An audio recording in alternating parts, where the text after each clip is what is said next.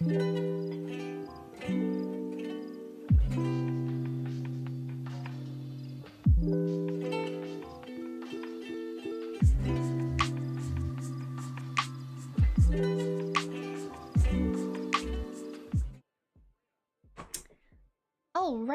how you guys doing? So I'm gonna try to make a couple of these buttons. What do you call it? Like kind of more, like make just a bunch over and over again. Kind of make some stock. I kind of mostly just have a couple individual of these buttons, but I don't really have like a set ready to go. I think we're gonna use today's stream for that. But here are the various buttons that well, except excluding the middle button, this flower button here. I don't really have a pattern for it just quite yet. I'm still trying to tweak that one. But yeah, the other ones around it, like the apple one, lemon, blueberry, pineapple, strawberry, orange, carrot, and both the pineapple, not pineapple, I mean watermelon. I have like a little written down pattern for it. Also, I tried experimenting with some miniature buttons as well.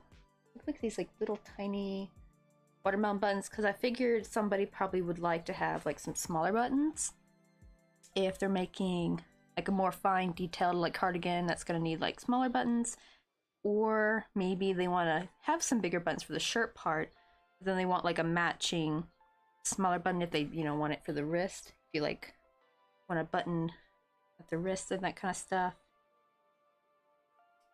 But man, it took me forever to make this like even really tiny swatches, like really small. I think this is just a little bit smaller than this buttonhole right here. These are like, I think like 1.2 centimeters. They hold up pretty well. Let's see. Let me see what color I have on hand to see which button I should start. Also, let me pull out my little notepad where I think most of these are written down. Here's the lemon ones. Oh, I do have the daisy ones. Oh, okay.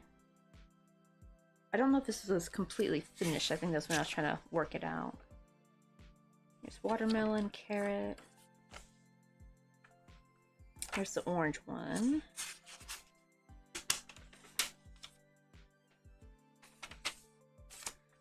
Yeah, let's see. I think I might work on maybe some lemons first. Where'd I put the... Oh, here's a strawberry one.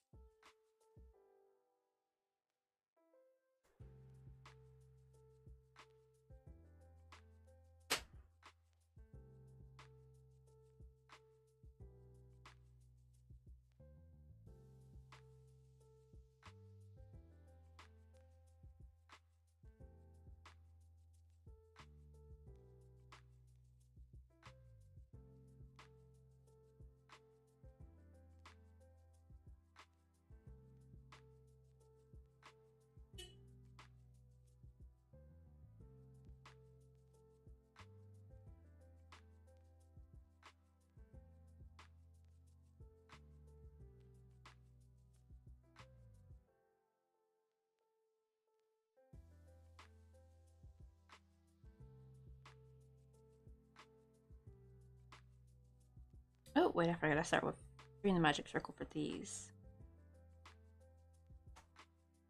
That's the big lemons that I start with 6, but for the smaller ones, I do 3 in the magic circle.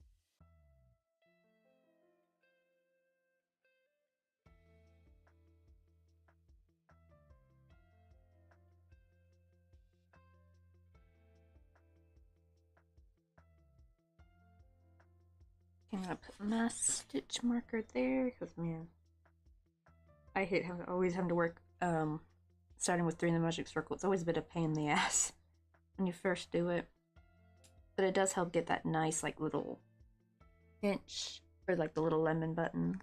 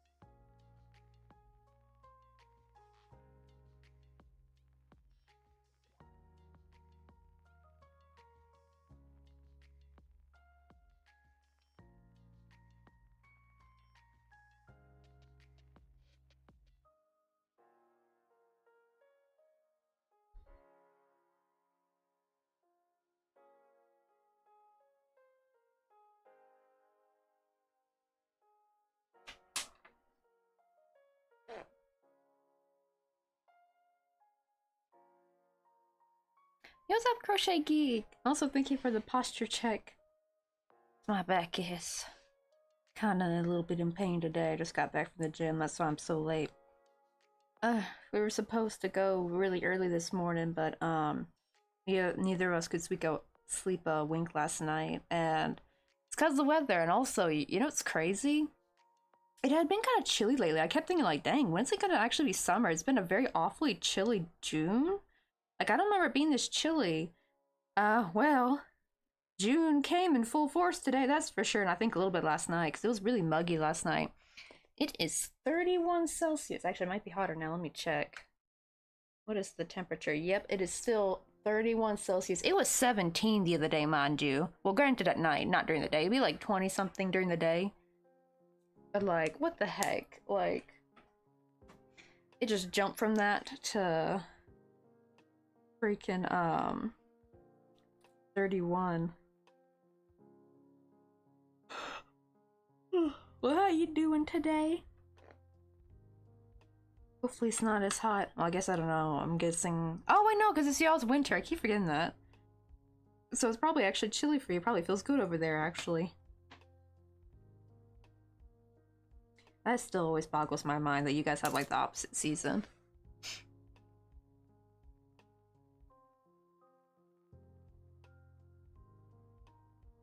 What's like the lowest it gets though over there, like during winter? Like, I want to know. I want to see how cold it gets. I feel like you guys would have like a pretty mild winter.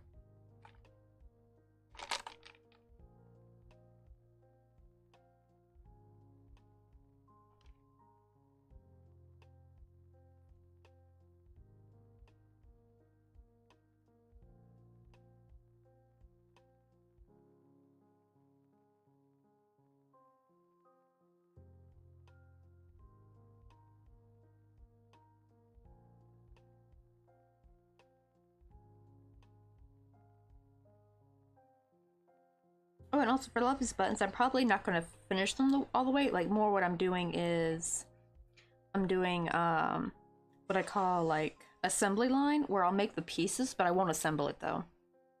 And I probably should have actually started with the easier stuff, like making the sew-on loop for the back and probably the leaves. But because usually the bigger main piece does take a lot longer. But yeah, that's kind of what I'm doing. And I'm like, I'll put them in little piles and then I'll assemble them later. It makes it much, much faster to get a bunch more done. If you do from start to finish, you make the buttons a lot slower. See, oh, oh really? The lowest it's gotten is -3 degrees? Oh, that actually ain't so bad. Like, it's pretty cold. Now, was that during the day or is that like nighttime? I think, because it did dip into the negative a wee bit here last winter, but it was more like -1. Like, it wasn't really low, surprisingly. It mostly just stays at 0 Celsius for the most part, like 0 to maybe 3 Celsius. Okay, nice. So, oh, then that's actually not too bad.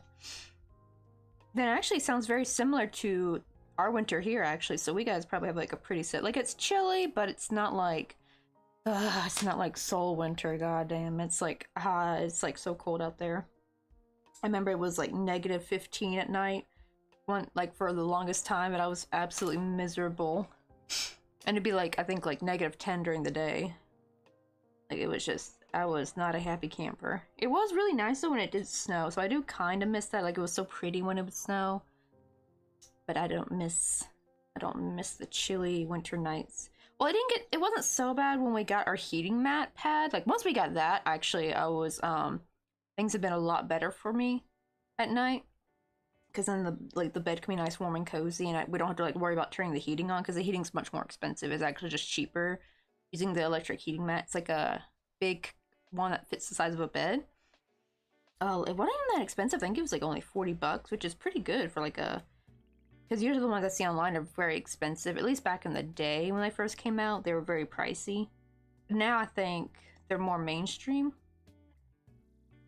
And so far, I have not caught on fire, thankfully. That was a little bit of a worry for me. It's like, I've always been kind of scared of heating pads and stuff, because at least the ones in America sometimes catch on fire. I don't know if maybe the quality over here in Korea is just much, much better. Like, they have like more safety measures when making these things.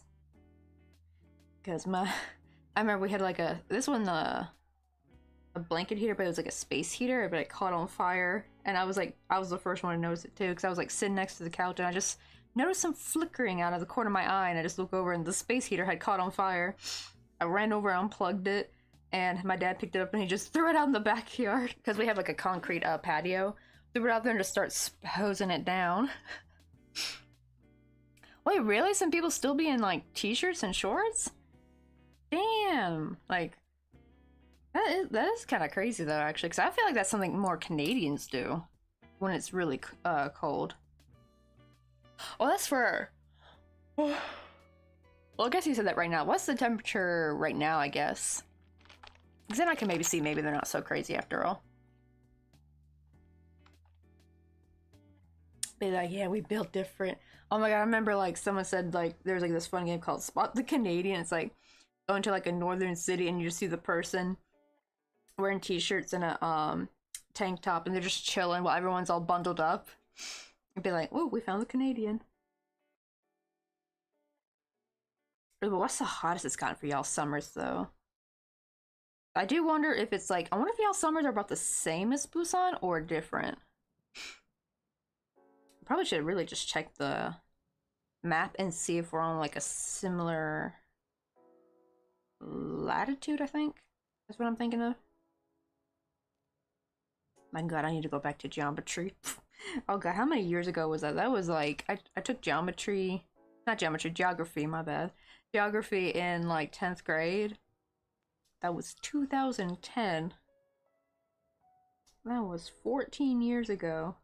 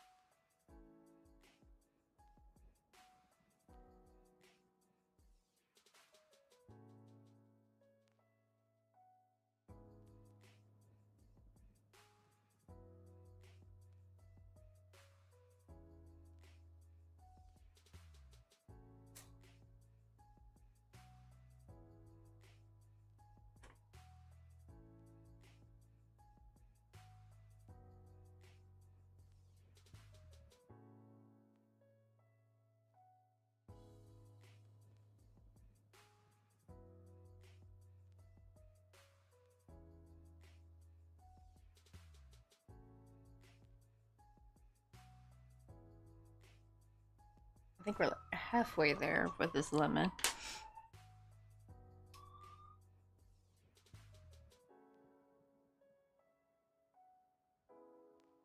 Wait, apparently in 2019 it got to 32.7 Celsius. Wait, did we get our, because it was like 30, I think the highest it's ever gotten in Busan, and it's just for a short while, was like 38, but it was like normally 35, like last summer was 35 to 36 Celsius constantly.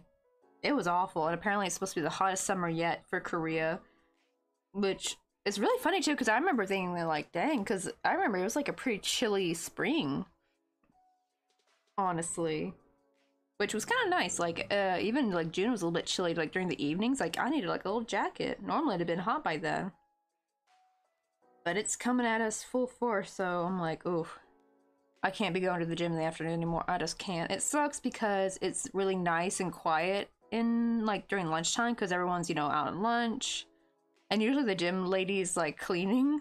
So there is that, like not only do I, like, even if I turn up my music really high, I still hear not only the music that blares, but also I can hear the vacuum cleaner.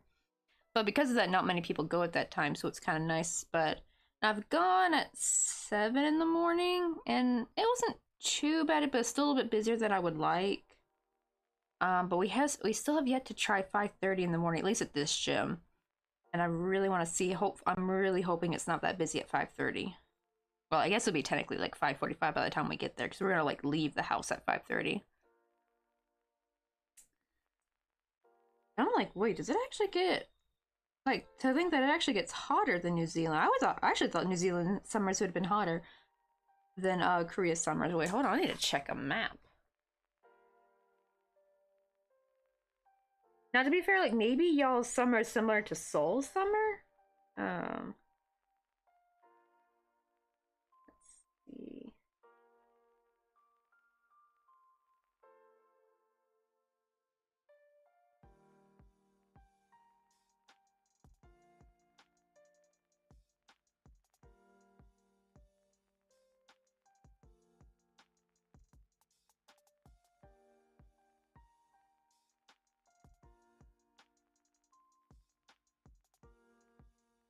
No, you guys are way, way, way down.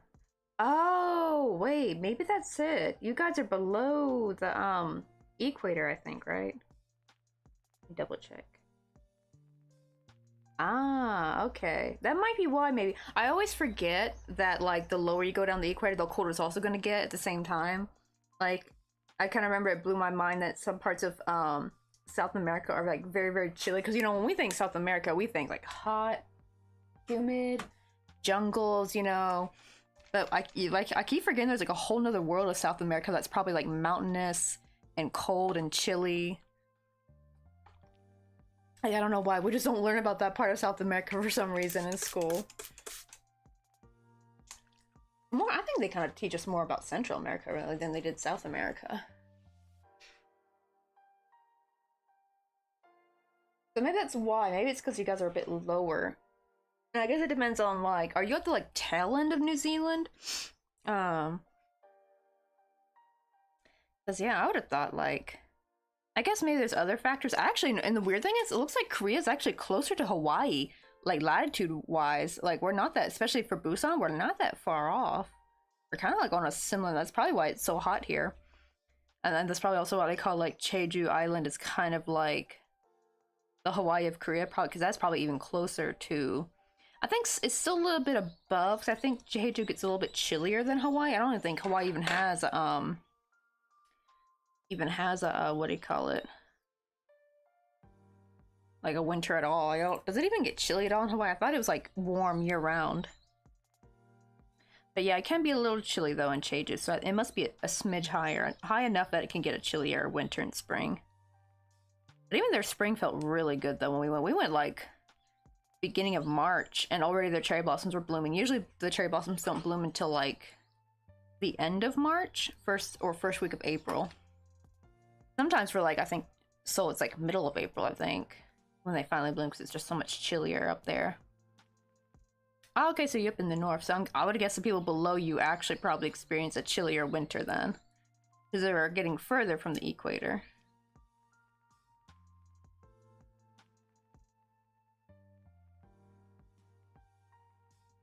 Let's see, wait, how many did I do? Where's my last increase round? Okay, there it is. 1, 2, 3, 4.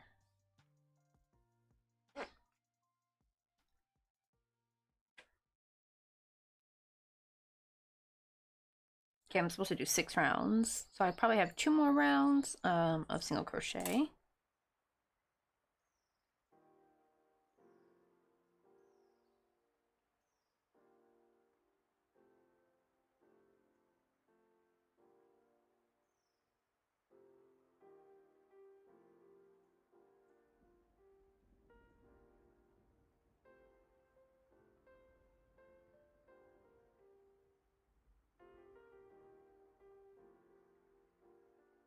But I'll probably real soon, me and Mr. Coffee going to start turning on the AC. Because I don't think I could go another night. Like last night, I just could not. I even took a sleeping pill last night too. That's how bad it was. Not just that, but also the darn mosquito kept bugging the crap out of me. And we had an extra fan in the balcony that I had just been kind of putting off grabbing to go get because it was like I'm under a bunch of crap. And I was just so done. I was like, I went at like 3 a.m. Went in here, grabbed the darn, what do you call it, fan, and just placed it finally. And actually the mosquito finally left me alone after that. Like, it seems like a little bit of gentle breeze blowing on us kind of prevents the mosquitoes from getting too close to us, I think. Oh, I'm going to like rejoin some more yarn on right here.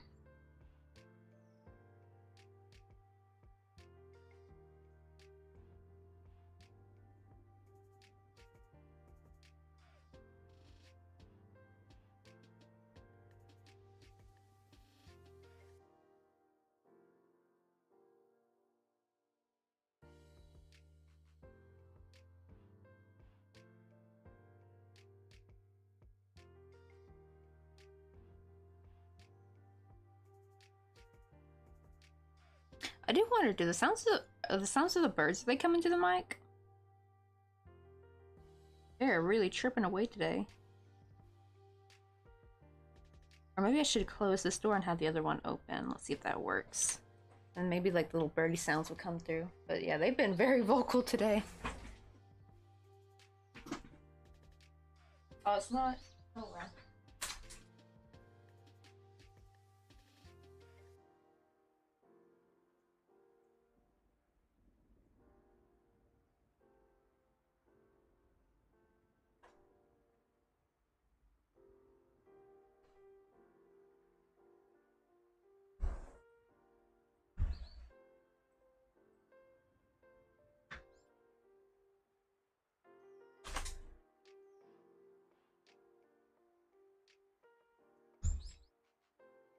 Oh, I still can't hear him? I think it's probably because I have the noise gate on, I think.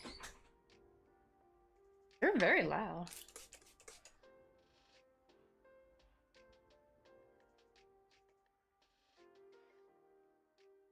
Wait, let me turn the music off for a second, because maybe the music might be muffling it.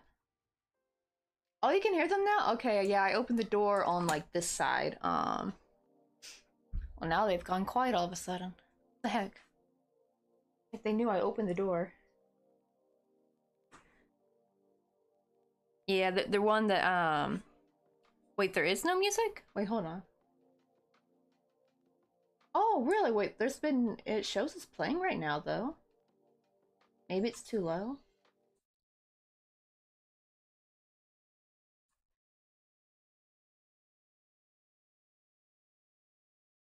Oh, I mean when there was no music, okay. Well, now there's no birds. Like, they went quiet all of a sudden. It's like they knew. Maybe they heard my opening the door and they got scared. Oh, I would love for some little sparrows to, land on the balcony. I need to find, like, a bird feeder thing, but I can't find anything at Daiso. Wait, really? Nothing's been playing? Wait, let me turn up louder. That's strange. Why is that not coming through?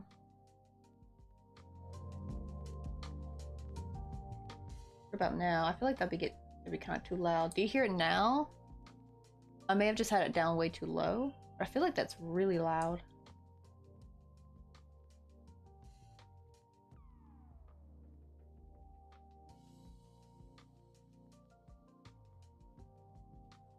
Or, let me guess. Did OBS do another little update thing that screwed up my tracks? Because I've noticed every time it updates, it will mess up and I have to, like, do this, like, little tit for tat thing where I have to include the music again on the... Wait, I could hear it, but not anymore. What's up, Sakura? Wait, Sakura, do you hear any music at the moment?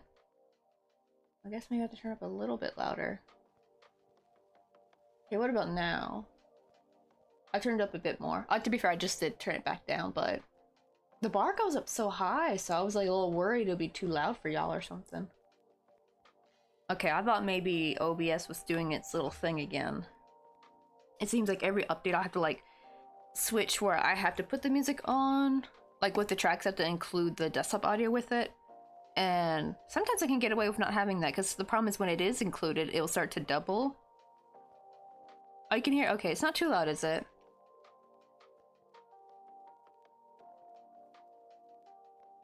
Wait, if I have to hush, that means it's too low. Let me turn up a bit more, I guess. It's supposed to be somewhat like where you can hear it and hear me talk at the same time. Because the other thing is about to be quiet, that means it's too low. Now it looks like it's switching songs. Here we go.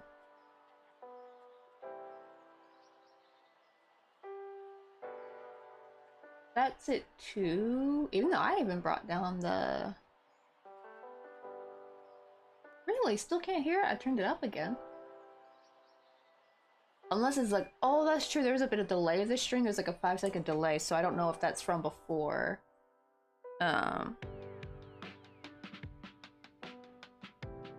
Really? You can only hear it when we're quiet? That's weird. It's so weird because, like, there's been times where people say, like, the music's too loud, you gotta turn it down. So I try to go by how high the bar is going when the music plays. Because what I can hear from it is gonna be different for you guys. Oh, it is good now? Okay, that was just part of the 5-second delay. Because it's like, as soon as I raise it, then you're like, still can't hear it. So I'm like, should I raise it louder? But I'm like, no, let me wait. And then it come through saying it's good. So yeah, just had to wait for that delay to go through.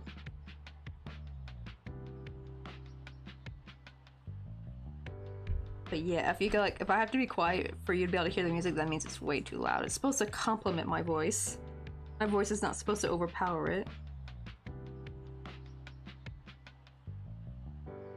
It's now I can finally hear it coming through the speaker as well too. There have been a couple streams where the music is just like a tad loud and you can't really hear the streamer. You know what I mean? So I didn't want to be like one of those streamers where you can't hear them speak. But I also didn't want it to be so quiet that you heard like nothing. Oh, the birdies are back. They squabbling about something.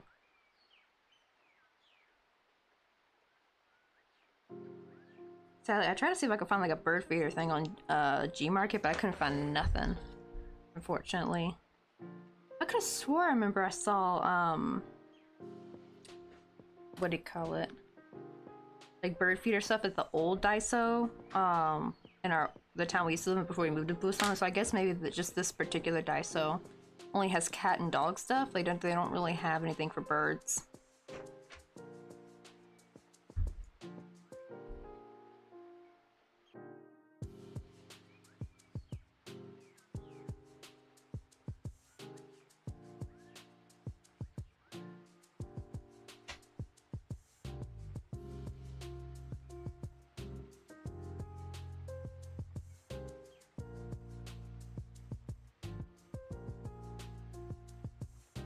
Wait, do I need one more? Let me check. 1, 2, 3.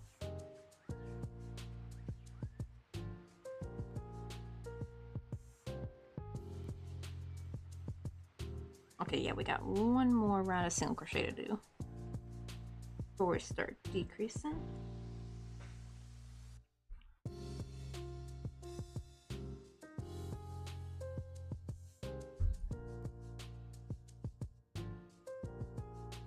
Maybe we could grab some coffee? You want to go get some coffee with me? Is it Persephone Place? Hopefully I said your name right, but welcome on in. Or is it Corsephone Place? I almost said Persephone, but then I saw the K.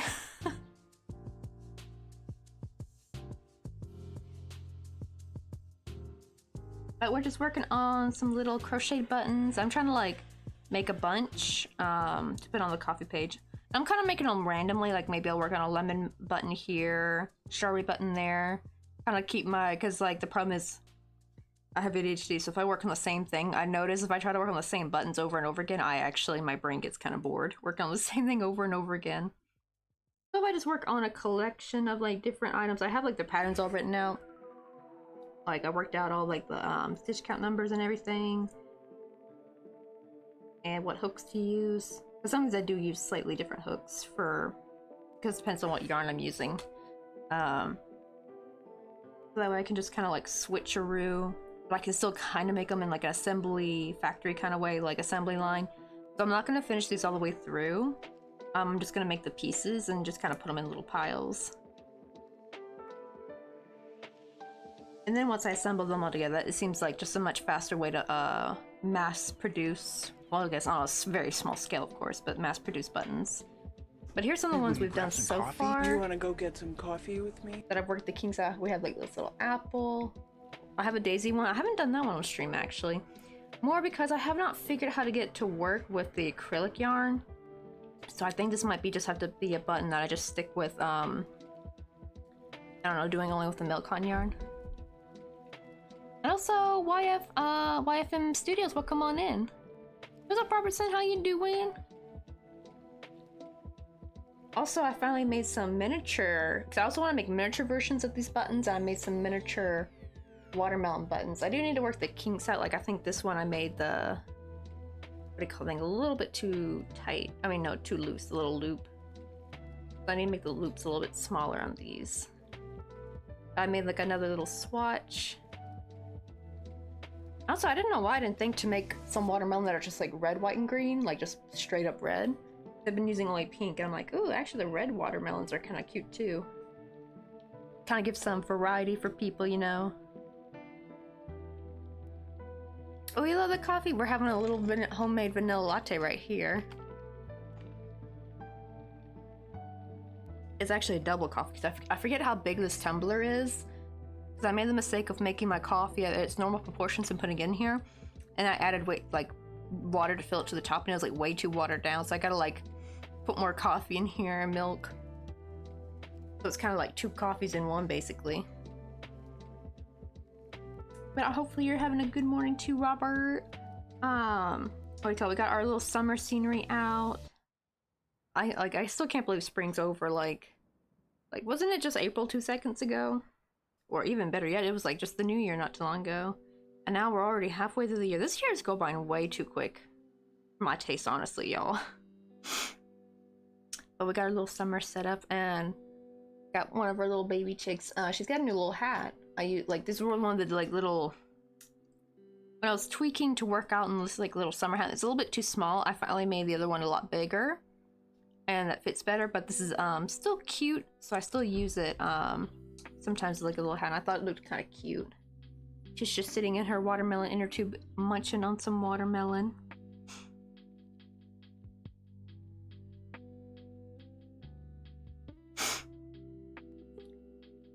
We're just making some. I want to make like a bunch, like a good set of buttons, maybe a set of 6 each. I'm not quite sure.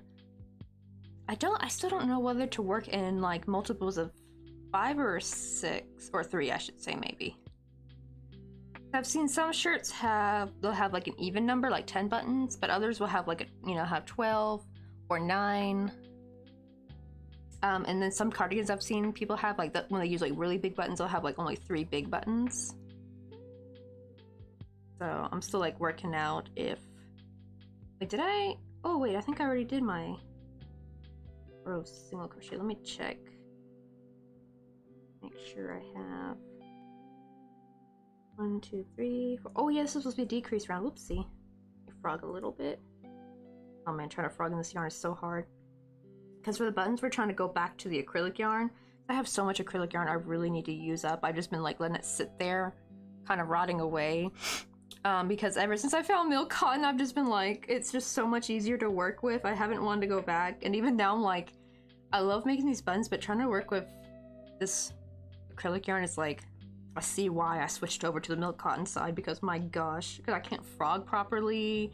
Sometimes when I'm just trying to make a simple stitch, it'll snag onto some fiber and it's just like a nightmare. But it is good to use it up though, like I have like a lot of it, so I bet I might have a limited supply of the milk cotton, so I'm gonna probably try to avoid making buttons with the milk cotton and just save the milk cotton more for like jewelry, pins, and probably sceneries. And oh, and keychains. It is kind of good to finally get back to using this stuff up, because I actually want to try to use it as much as I can before me and my husband have to move back to America, because this yarn I can get back in America, I'm just gonna go to Michael's and stock up again. That's why I was so conservative with it for a long time, because I can't get it here. But ever since I found milk cotton, I'm like, oh wow, I can just get milk cotton here. And I've just kind of left it in the dust. Just kind of neglected it. But my god, it is so fuzzy. It is kind of nice to be able to use like the little flame technique with it. The thing is, the flame technique also works with the milk cotton a little bit.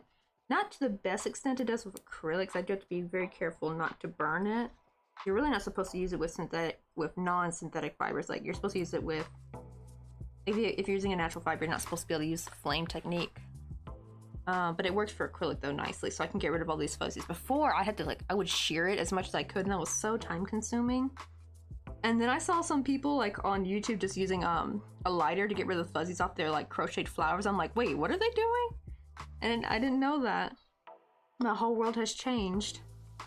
And that's why I'm kind of getting back into using the acrylic, because now one of the things that did make it like not look as good as the milk cotton, because the milk cotton I don't really have to really use the flame technique that much with, because there's not that much fuzziness when I crochet with it like there is with acrylic.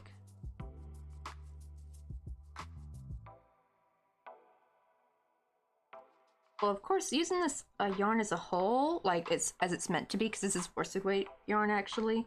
I just split it and I use like a single strand of it, but because I split it though, when I crochet with it, it's like really fuzzy. You're like, what a hat? Oh, did my hat dip in? Yeah, that's my head. I still got my hat on. I got back from the gym today. Never again am I going in the darn freaking afternoon ever again. I just cannot. I barely made it home, y'all. I was like thinking like, damn, I don't remember it being this hot. And I didn't even know it was 31 Celsius, because I thought it was like still 25 or 26 or something, because that's what it's been mostly lately during the day. I go and I check home and it's like says 31 Celsius. I'm like, what? No wonder I feel like absolute shit. Like, no wonder. Good grief. No wonder I feel like I'm dying. So yeah, we're gonna go only in the super early morning now, because it does still feel really nice in the early morning, like at 5:30. Still has like that nice early, like early morning chill. That's like the only time I think we're gonna be able to go now, because I cannot do it anymore. Like walking home with the beating hot sun. It's just too much. Too much for my poor. Probably it's not good for my health either, honestly. Because heat stroke is a thing.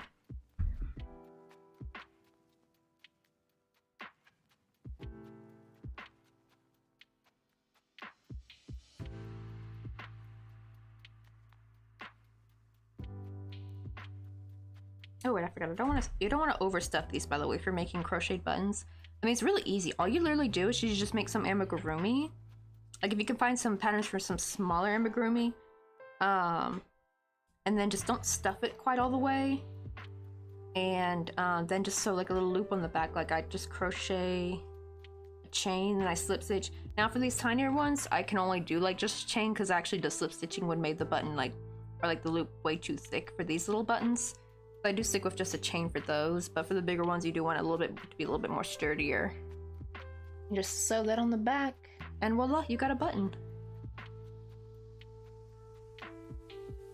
That's also why I want to make some miniature version of these buttons, because I think for people who they don't have the tiny yarn, but they still want to make some buttons, if they have like worsted weight, or at least sport weight maybe they'll go down to sport weight or fingering weight. I think the pattern for this will be big enough when they make, will be like maybe a little bit bigger than this, but still somewhat in this like size range. Where'd it go? You know, like maybe it'll be a little bit bigger than this, but still like small enough to be a decent button for like a crocheted cardigan by using this pattern. Oosh, really? He almost died from heat stroke? Oh man, like honestly, like do you use insect tweezers? No, these are from the jewelry section. Not jewelry section, I mean makeup section, from Daiso. You'd be surprised where you find tweezers. Like most tweezers you're gonna actually find in makeup sections. I still remember what do you call it, that episode of As Told by Ginger, and the where Ginger's trying to get rid of her like the hair on her legs, but she's not allowed to shave, so they try to bypass her mom's rule by using tweezers. They steal her mom's tweezers, and they almost got caught, and they dropped the tweezers outside. And she finds them like, hey, are those my good tweezers? You want a BPC? Like rare hat coffee reveal? Yeah, this is my favorite hat. My favorite, what do you call it? My green hat. It's actually from Walmart. But it's so cute though. It's like a dusty green. Like, I don't know why. It always looks so cute wherever I go. This hat just matches, and it looks so cute with my red hair. Like, it makes it look more red when I wear this hat. I guess because it's like color theory and stuff.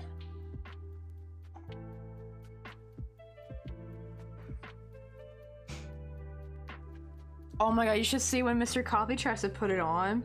You can see it's from the women's section, so this is a hat actually made for a woman's skull. And Mr. Coffee, he's got like what they like to call the warrior skull. Like he's got a big old head. He got a big old noggin. And when he puts it on, it's so funny. It looked like he took a kid's hat and tried to put it on his head. And especially because he has like his hair gets kind of, like he has really thick fluffy hair. So when he puts it on, his hair fluffs out even more to the side. So it makes his head look even bigger, and it makes the hat look even smaller. But his hats he wears though are like way too big for me. Like when I put them on, I look like a little kid trying to wear their dad's hat. It's like, yeah, snapbacks. Well, I'm pretty sure they make snapbacks for women, but I'm not really a snapback wearer though. I feel like it's like more a hip-hoppy kind of hat to wear. I like more of like a general traditional like kind of like baseball cap. That's more the hat I like. So I kind of like it to kind of cover my face, cover my eyes. I feel like snapbacks lean back too much so you see your face more. I wear this so I can like tug the brim of my hat down and be like, I don't want y'all seeing my face. Don't look at me when I'm out when I'm out and about.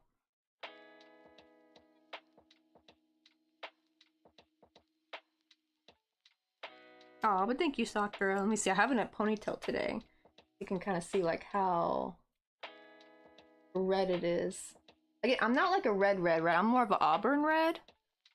But especially in the sunlight, like it really, like you can see like the little red flecks in it.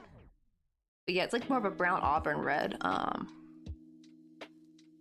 But I feel kind of lucky though, not to be like a super, like the firehead ginger. I feel like they're even paler than I am. And I can only just imagine like even more how susceptible you would be to skin cancer and stuff. So it does look really cool though. I was like, on one hand, it's like sometimes I wish I had like a fire red hair. My cousin, I feel so jealous of my cousin Patrick. He got that fire red ginger hair. He's so cute.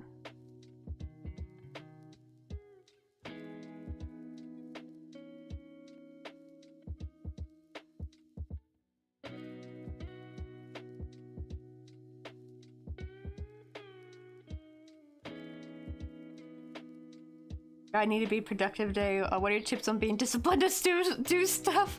Oh dear, you're asking the wrong person. You're asking the queen of procrastination. The person who will be sitting in ADHD waiting room trying to get myself mentally ready to do a task that I know it will only take me 10 minutes. I just can't get myself to do it unless like conditions are perfect. Though I will say though, one thing that has kind of helped me though is, I heard this also works for people with autism as well, is when you have a lot to do and you feel kind of overwhelmed, don't do the big task first, because then you'll feel too exhausted and tired after that. Do small little tasks and work your way up to the big task. And even if you don't get yourself doing to like the top tier big task, at least you still feel you still feel productive because what do you call it? You did a bunch of other tasks. And I think the reason is because after you complete a smaller, easier task, it like releases the endorphins and all that, or the dopamine. Not endorphins. And yeah, this is like a dopamine bit. So you're like more excited to kind of keep going. Let's see, wait, it's gotten really long. Ah, wait, hold on. Because it's been long for a long time. But I remember like Dylan was shocked, because he always thought my hair was short from some pictures. And it turns out like, I think people thought my hair was a lot shorter than it really was. Those are just my layers in the front. It's actually a lot longer in the back.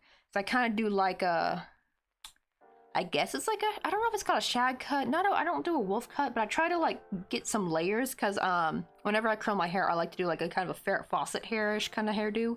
So I cut it kind of short in the front and then do some longer layers in the back. Though I haven't really messed with it really, so actually a lot of my layers have grown out though, unfortunately.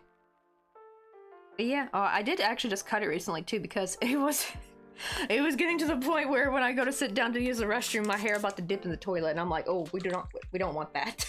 So I was like, time to cut it, and it's like a good excuse to get off those dead ends anyway. It actually feels softer now that I cut off those dead ends, and it like frizzes less at the bottom. But yeah, we don't want toilet hair. Yuck, no. I'd be like, right, we are pale as heck. Alright, my hair grows very fast. It's every 6 months I have to cut it. Right, like actually it's probably the same length that it was when I visited my family. 'Cause my mom's like, oh, your hair got so long. Because I did cut it short for a little bit, but that was really more like high school. I cut it like shoulder length, or a little bit below shoulder length, when I graduated high school. That was the only time in my life my hair was ever that short. It's always been to my upper back, I would say, or to my middle back usually. That's usually how long I would keep it. But it has been getting it to the point where it's getting down to my butt. Which on one hand, I wanted that because I really wanted to have like that long anime hair, you know what I mean? Like when you see like some 90s anime and like think of like Sailor Venus and stuff, right? They have such long hair. And I've always wanted hair like that. The problem is though, is that when your hair does get that long, it starts to lose volume though. And it just kind of weighs it down, unfortunately. There probably is a way to get that kind of hair, just you have to like keep getting layers cut. But I don't trust hairdressers with my hair. Too many times my wants have been ignored and they want to do what they think is best, which I really hate. It's just like, I just want Farrah Fawcett hair, dang it. I don't want no weird side fringe or whatever they try to do to me. Like, I just want a middle part. Now I think I probably wouldn't have much trouble getting the middle part, because to kind of be fair, back when I was trying to get more of my hair, it didn't dip, but it almost did. Like, it's getting that long. I had to cut it before it got that bad. But it was getting to the point where I had to like consciously like put my hair over before I sat down. So I'm like, yeah, time to cut it, because I don't want to think about that every time, especially like when you wake up in the middle of the night. I just want to be able to go. Granted, I do keep my hair up in a bun most of the time, though. So it usually was never a problem. That's how I didn't realize how long it got, actually. Was because I always keep it in a bun. And then when I take it down, I'm like, damn, where'd you come from? Right? We got ourselves a little lemon right here. I'll put that to the side, though. I don't know if there's enough to make another one, though, unfortunately.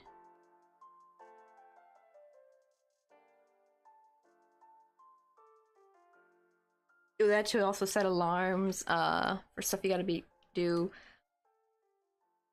Also, also get you like your favorite drink maybe ready in PC, like any kind of coffee or like energy drink that you like. That always helps me get in the mood too. Like crack opening a cold like energy drink or something. Though I don't really drink energy drinks. I drink like the Kuron-san stuff here. That's like a vitamin energy drink here in Korea. So unfortunately, it is a bit of less of a drink. That's why I have like a regular coffee, because my coffee usually doesn't have a lot of caffeine in it, because it's just instant coffee. Though now I'm sneaking a little bit of cold brew into it. Only problem is I think my cold brew, I think my beans got kind of old. They don't taste as good anymore, so I think I might have to toss them and buy a new pack. I mean, it's only like 16 bucks for like a kilogram, so that's not too bad. But I always hate wasting, though. I don't know, can you use coffee? Well, like, I'm wondering how many coffee grounds can I use in planting? Because we have some basil seeds we want to plant. I'm like thinking maybe I should save that and just use it in the mix in the soil. But I don't know how much too much coffee ground for soil is. Like, would that like kill the plant if I put too much? I don't know. I don't want to go crazy. Let me see. Let me make the backing for this real quick.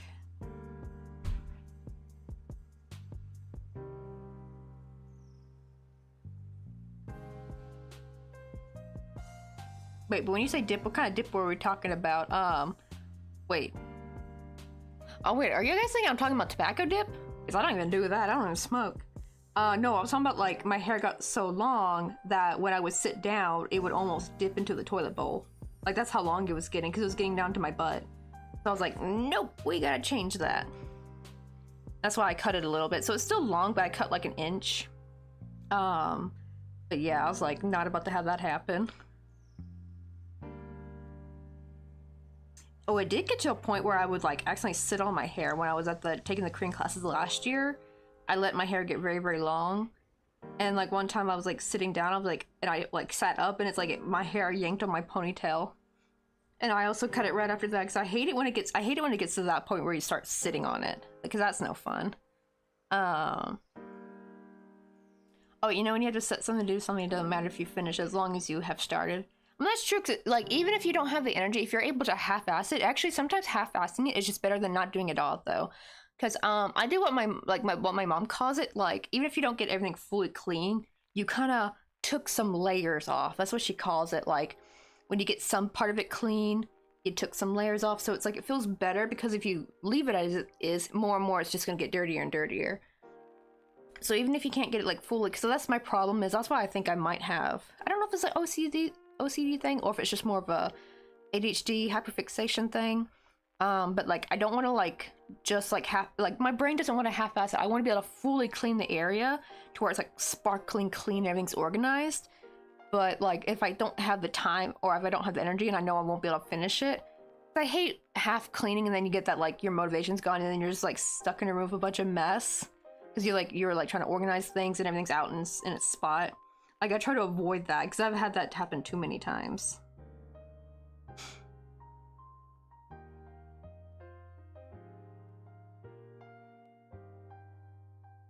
Anyway, we were talking about like covering it belong, but or like the rest was yeah, like it was like I was about to sit on it, kinda. It was like that long.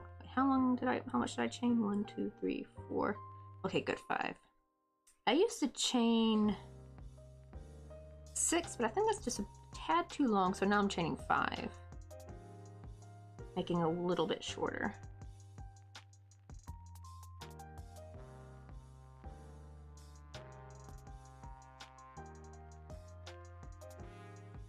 Bro, I didn't make the world's biggest ponytail or something. Alright, it was getting pretty long. Even my mom commented on it because I hadn't seen me in like 4 years. I think my hair was a bit more, it was still long, but like not that long. And the thing is, I had gone through periods of cutting it a little bit and it would just grow back after a bit. So it made me think, like, I wonder what it would be like if I had just never cut my hair at all the entire time they haven't seen me. Like, how crazy long it would be. Right, we thrive from the feeling of getting something done, having the end result rather than knowing we still have a lot more to do. Yeah, that's why it's like they say focus on the tiny, easier task first, because you get like that dopamine release. And you feel more ready to go on to the next one. And even because there's been times even where I didn't have it, I had way too many tasks to do and I just never had, I was like just burnt out after doing a bunch of tasks. I never got to the big task at the end, but I still felt good though, because I look around and be like, wow, I still got a lot done, even though I didn't get the one big task. And now that I got all these little things done and the house is practically clean except for this like one big thing I wanted to work on, now I can like concentrate all that on tomorrow. Like all my energy tomorrow can go on that one thing. So that's kind of helped me a bit.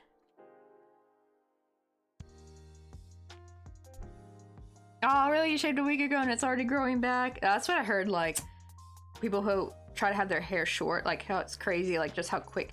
So actually, that's kind of why I think I could never really have short hair, because of how much constantly you have to keep cutting it.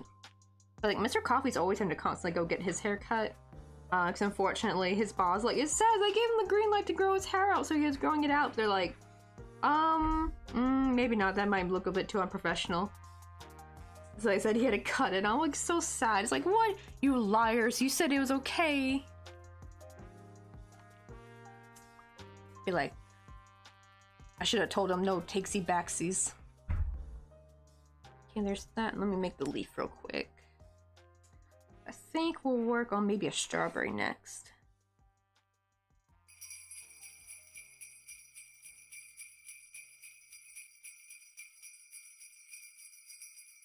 You know the funny things? I feel like I never went through the raging hormone part of my life. Like I was just so... Like I went from child to grandma. Honestly, like I never felt the like need to be like a rebellious teen or anything. Or anything like that. I wonder if it's because I just had like such a good relationship with my mom. Because my mom was a very chill but like very balanced mom. So she wasn't like gonna let you get away with shit. But she wasn't gonna be like a freaking helicopter mom. My mom hated the whole helicopter mom thing. She's like, kids need some like privacy, like good grief. So she couldn't stand moms like that. And the thing is, I wouldn't want to be a mom like that either. Like that sounds exhausting to have to like constantly keep track of your kid. Like even when they're older, I'm like, nah fam, I got things to do. I got hobbies. Like I ain't gonna be like my kids like little helicopter and like zip around them like a little hummingbird. Like no thank you. Like I want my kid to be well-rounded and independent. Good grief. I can actually never understand those moms because I'm like, it kind of gives like, lady, do you got a life? Do you have any other things you want to do? Like I never quite understood like my friends who had helicopter parents. It's just like I just want to tell their parents, please get a hobby. I think it's from like you make your whole identity about being a parent. And then when your kids become kind of self-sufficient, they don't really need you there constantly, you kind of don't know what to do with yourself. Oh, I'll never let myself get that feeling. Like, nah, we're keeping the hobbies. Oh shoot, because the window's open, there's a little bit of wind, so it's making the...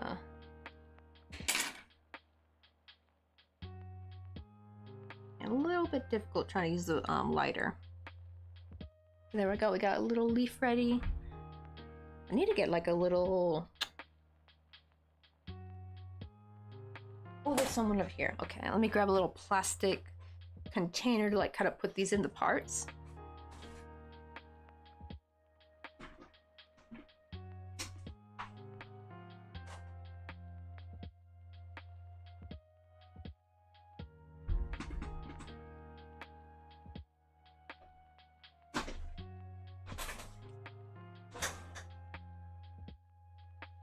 That way we can keep these separated. I'll just put that over there.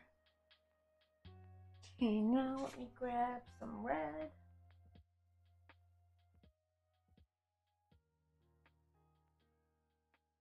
Actually, I like the leaf first. Where's the strawberry pattern? I think it's before this one. Yeah.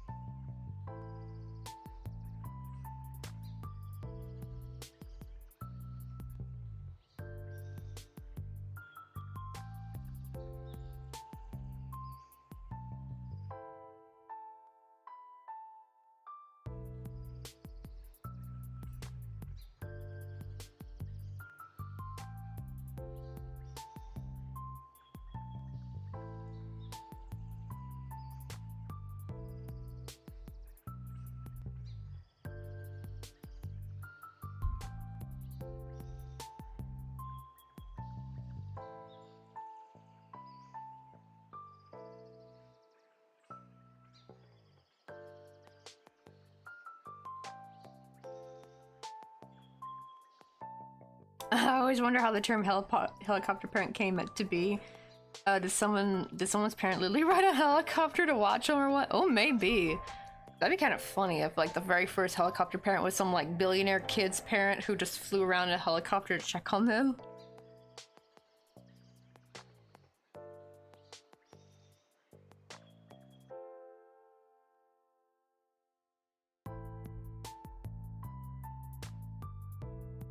But man, though, I can only like imagine just like how,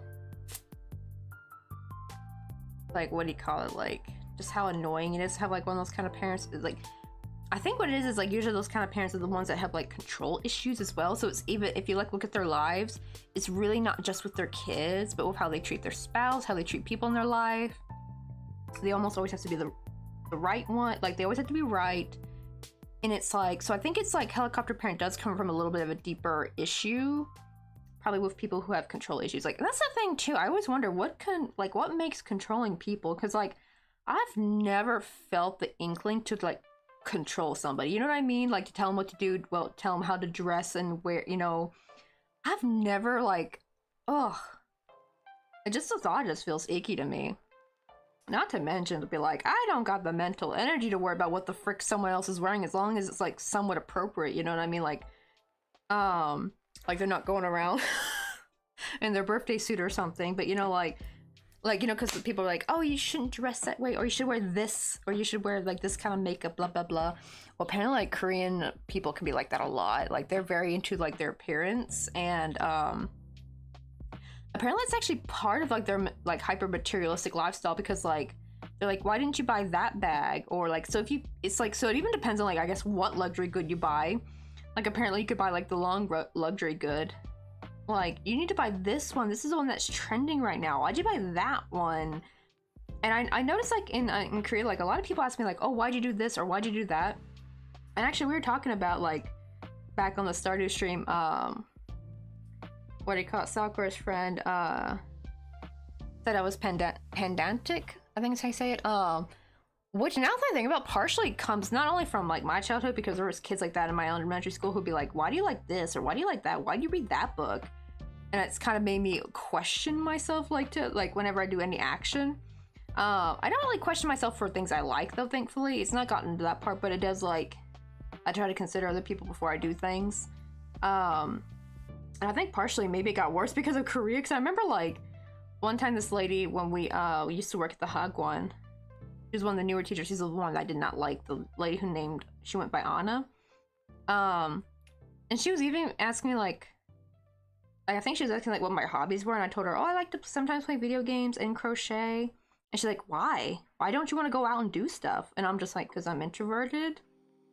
And she just had this like look on her face like, why? Like, they just could not comprehend that I don't want to do the same things that they do. And then it's like one time she even asked me like, why am I not wearing makeup? It's like, because like my husband knows what I look without makeup anyway, and we're just here with some kids. Like, I don't feel like it's a school, lady, it's not a fashion show. And apparently the problem is, apparently a lot of Korean women get like their employers would be like, why you're not wearing makeup, like you should wear makeup. Like they would get in trouble if they don't look presentable, and that includes wearing makeup apparently. Yeah, pedantic.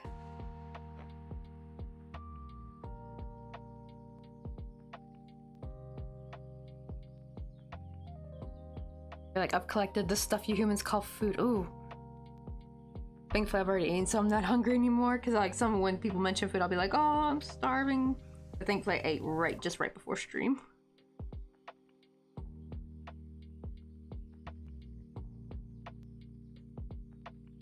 That's true. That's one thing too. Maybe some people get controlling when they worry they'll lose control of their lives. I think so too. I think that's what I mean. I think there's like two different types of controlling people, because there's some where it's not out of malice, but then there's others that do like they do show like psychopathic traits and stuff, because apparently like psychopathic people can be very controlling in a very malicious kind of way.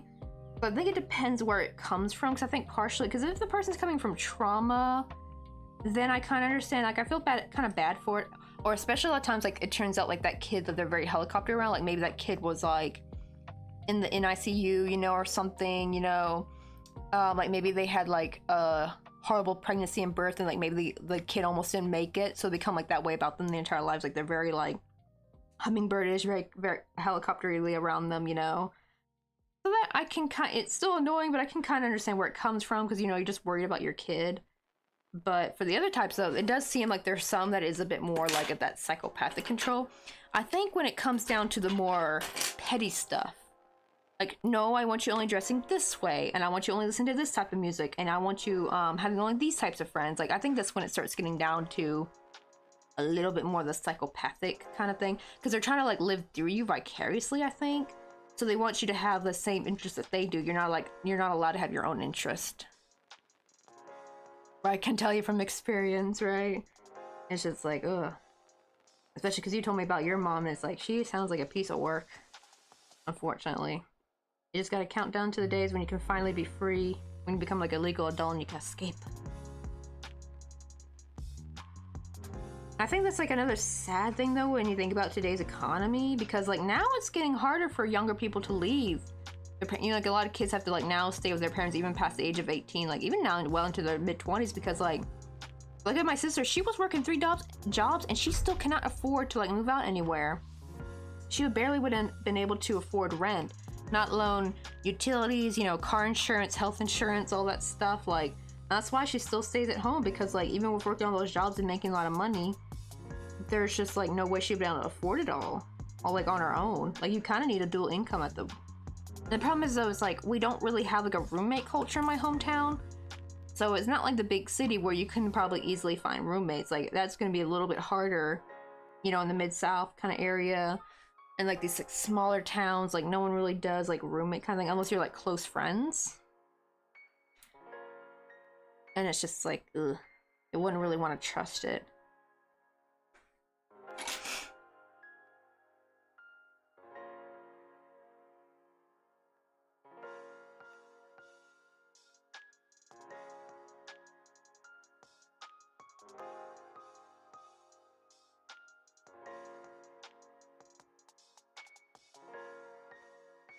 Well, that's what I figured. Oh, I didn't know your mom lost her husband 19 years ago, though. So that can kind of create some trauma.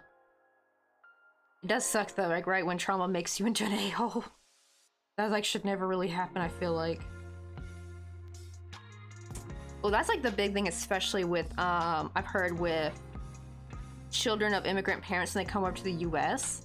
They're trying so hard for their kids to, like, assimilate and, like, be... what do you call it, like the perfect kids, so I guess that they can't be like judged or like punished for anything that they didn't do, like they probably would have done back in the olden days, where like you were just like an immigrant out and about, like, and something happened, like people could probably just easily point fingers and say you did it, and there's like no, like, right, you'll try to prove your innocence. It's like very scary back then because of the prejudice and everything. So they want their kids to be like these little perfect, smart, well-adapted people of society, but the problem is they just create a whole lot of more mental trauma because of it, the way they treat them.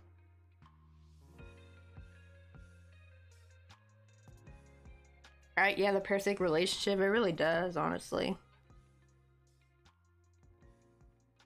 It's like they attach their whole self-worth to their child, and it's just like really unhealthy. It's like, ugh, we need like some healthy boundaries, man.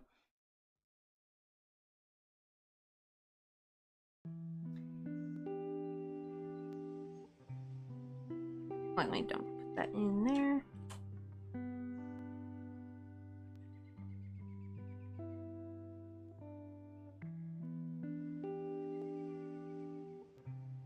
Right, the world is very scary. All I want to do is just goof around and be silly. I think that's also another big reason why probably a lot of people aren't having kids these days, right? Because like it's a really huge responsibility, and some of us were just like, we kind of don't really want to do it, you know? Like and I hate when the older people try calling us selfish for it, and it's like so stupid. It's like, we kind of understand that we probably aren't really in the... We actually understand that maybe we won't be the best parents, and that's why we don't want to have kids. You know what I mean? Like, we just want to have our hobbies and just live our life until the end of our days. Like, and me and Mr. Coffee do want kids, however, we're not gonna have them unless we have like our right, like our at least, you know, everything's set up. Like, and I always hate when the old people are like, oh, there's never a right time. Yes, there is. There is a right time when you are financially stable, because we ain't not having no kids without being financially ready. No sir way. Nope, nope. We not doing no struggle raising here. Nope, screw that. I don't care when I hate so much when people say like, oh well, people back in the Depression had kids and stuff and they made it through. Were they happy? No the F they weren't. They were not happy. They were miserable. Probably, like, not to mention how many kids didn't make it, you know, like probably how many kids they lost along the way, because you could probably pop out a lot of kids. That didn't mean all those kids made it to adulthood. And it's like, not to mention how many times like the parents had to go without eating to make sure their kids could eat. Like if it has to be that level of struggle, I am not having no kids. We're not playing no struggle game here. No. Yes, there is going to be some hard times with having kids, but you can have kids without like the really bad, like hardship struggle, I should call it. We're not doing no hardship struggles. Screw that all the way to the end. Like, nope. If we can't have a comfortable life with kids, then they were not meant to be. Not to mention, like, how many kids also blame their parents, like, when they grew up in poverty. Like, a lot of kids I've heard on Reddit will blame their parents who were very, very poor and had a lot of kids. And so those kids didn't get a lot of, attention because their parents were always having to work so much just to be able to feed them. So they were neglected not only financially, but also emotionally. And it's just like they kind of wish their parents had never had them. And so, like, sure, like, I hate when these old people are like, oh, you should have kids even if you're poor, you're being selfish. Like, I don't want my kid to hate me. No, thank you. No, thank you, ma'am. We're not doing that. We're not stupid here.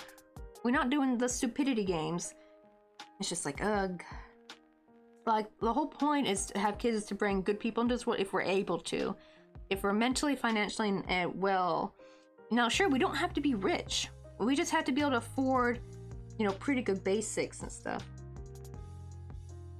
Wait, did I miss something? Wait, hold on. We messed up somewhere.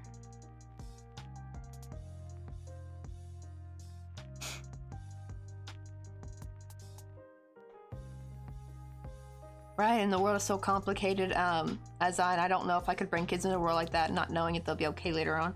True, right? Because you never know what's going to happen to your kids, like, later on. It's like the world's not sunshine and roses. That's why I'm a little bit worried, because, like, with the way the politics have been going, especially in America, I'm like, because, I can't control what gender child I have. What if I end up having a girl? I don't want to bring a girl to live in how America's becoming right now. No, thank you. Like, Sir Politician, I am not bringing forth your future bangmaids. No, no, no. Sit back down. So that's why it's like, we're kind of like, I want to wait and see how is it going to turn, if it's going to turn and get better. If not, then probably no kiddos for me. Or we maybe might adopt when we're able to, because I think would be like the second best option, honestly.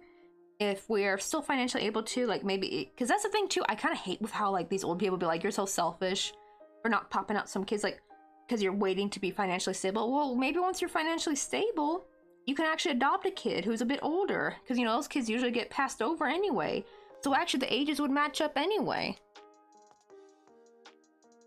And you're giving like a kid a home. Like, for some reason they never like look into that. They never like talk about like, they only talk about like, oh, you just didn't give a random person life that could have had life, like.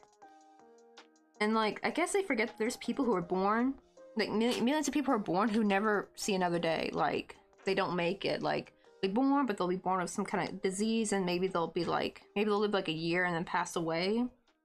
Like, not everyone who's born is going to be a working adult for your economy. They always keep thinking like, oh, we need enough young people to work for the economy. It's like, yes and no. It's like, I think we should let the population decline a bit because there's too much competition. There's people who have multiple jobs. There's not enough jobs for everybody. It's like so many people have more than one job. Because like just one job alone is not enough to sustain yourself, unfortunately.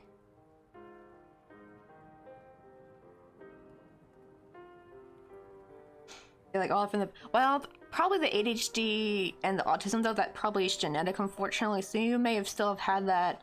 But the PTSD though and the social anxiety, that could be from the parenting and stuff. Isn't that crazy though, to think that now we know that that kind of stuff can be genetic?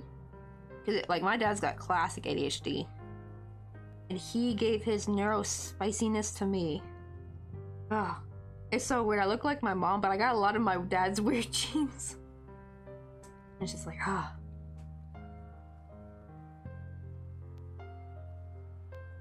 Right, I'm mostly personally I'm being the weird cool uncle you see around Christmas time. They want young people because they're cheaper. Ugh, I know, right?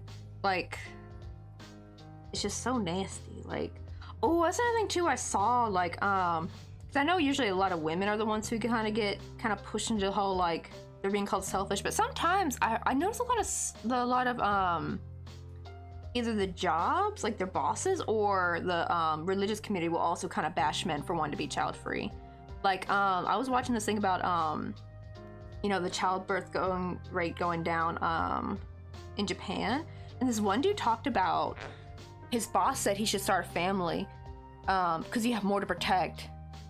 And, like, I was like, Mr. Boss, we know what you're doing. You're being a sneaky little son of a bitch. So my mom told me this my mom even told me probably not to have kids, like, a long time ago when I was, like, I think, like, 10 or 11. She said, like, if you can, maybe just don't have kids, because, like, the problem is when you have kids, you have to work very, very hard. You're kind of stuck in a job.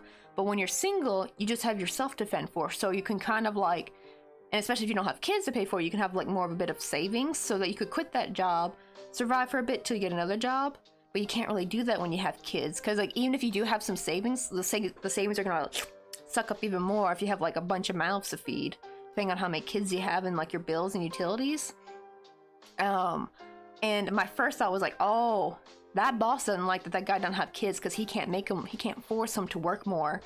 And that's like a little trick a lot of employers want. They want you to have kids because then you're stuck. You can't leave them, and you have to work for the shit pay that they give you. And I'm just like, thankfully that guy seemed like he was smart enough to, like, not fall for it. I'm like, I even put them in the comments, like, don't fall for that bullshit. What more to protect? Oh, that boss isn't talking right out of his ass. He's just like, and I saw a thing from like a weird Mormon thing talking about, like, shaming guys that they need to have kids, they need to get married and have kids. Like, no, sir, no, not every man has to get married and have kids. I actually really hate this whole thing geared toward both men and women, like, you have to be married and you have to have kids. Nobody has to. You can't force anyone to get married, because some people might want to live alone. Some people love, like, their, you know, living the quiet solo life. They don't always, like, they could have, like, a long-term girlfriend or boyfriend, but they don't have to, like, cohabitate with somebody. Like, no one has to be forced to cohabitate and to, like, have kids. I like Taco, he's like, I ain't having kids, I can't take it.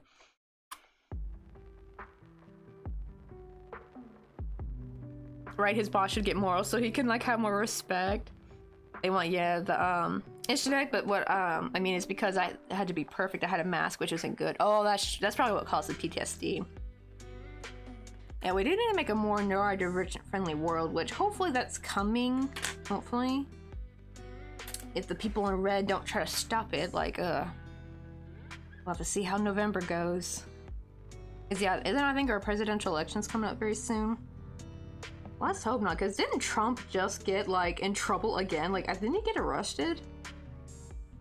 I really hope there's no way a man that's been convicted can still run for president. That would be the audacity if they let that happen. It would be just too much, I think, to handle. Oh, I'm an uncle to 2 girls, and I always tell them if they need help that I'll be there for them at all times. Robert, it's always good to have, like, that, you know, like the rich uncle, or, not because you're rich, but you know what I mean, like the child-free uncle or auntie that you can kind of go to for help. Now, sometimes there can be, like, the auntie or uncle that do have kids, so they can still be, like, you know, a space to go to. Because I know sometimes when your aunts or uncles do have kids, sometimes they have a lot on their plate, and they're not going to have, like, a lot of mental and time to give to other family members as much as they would be able to if they didn't have kids. But it always is good though to have some family members you can kind of rely on.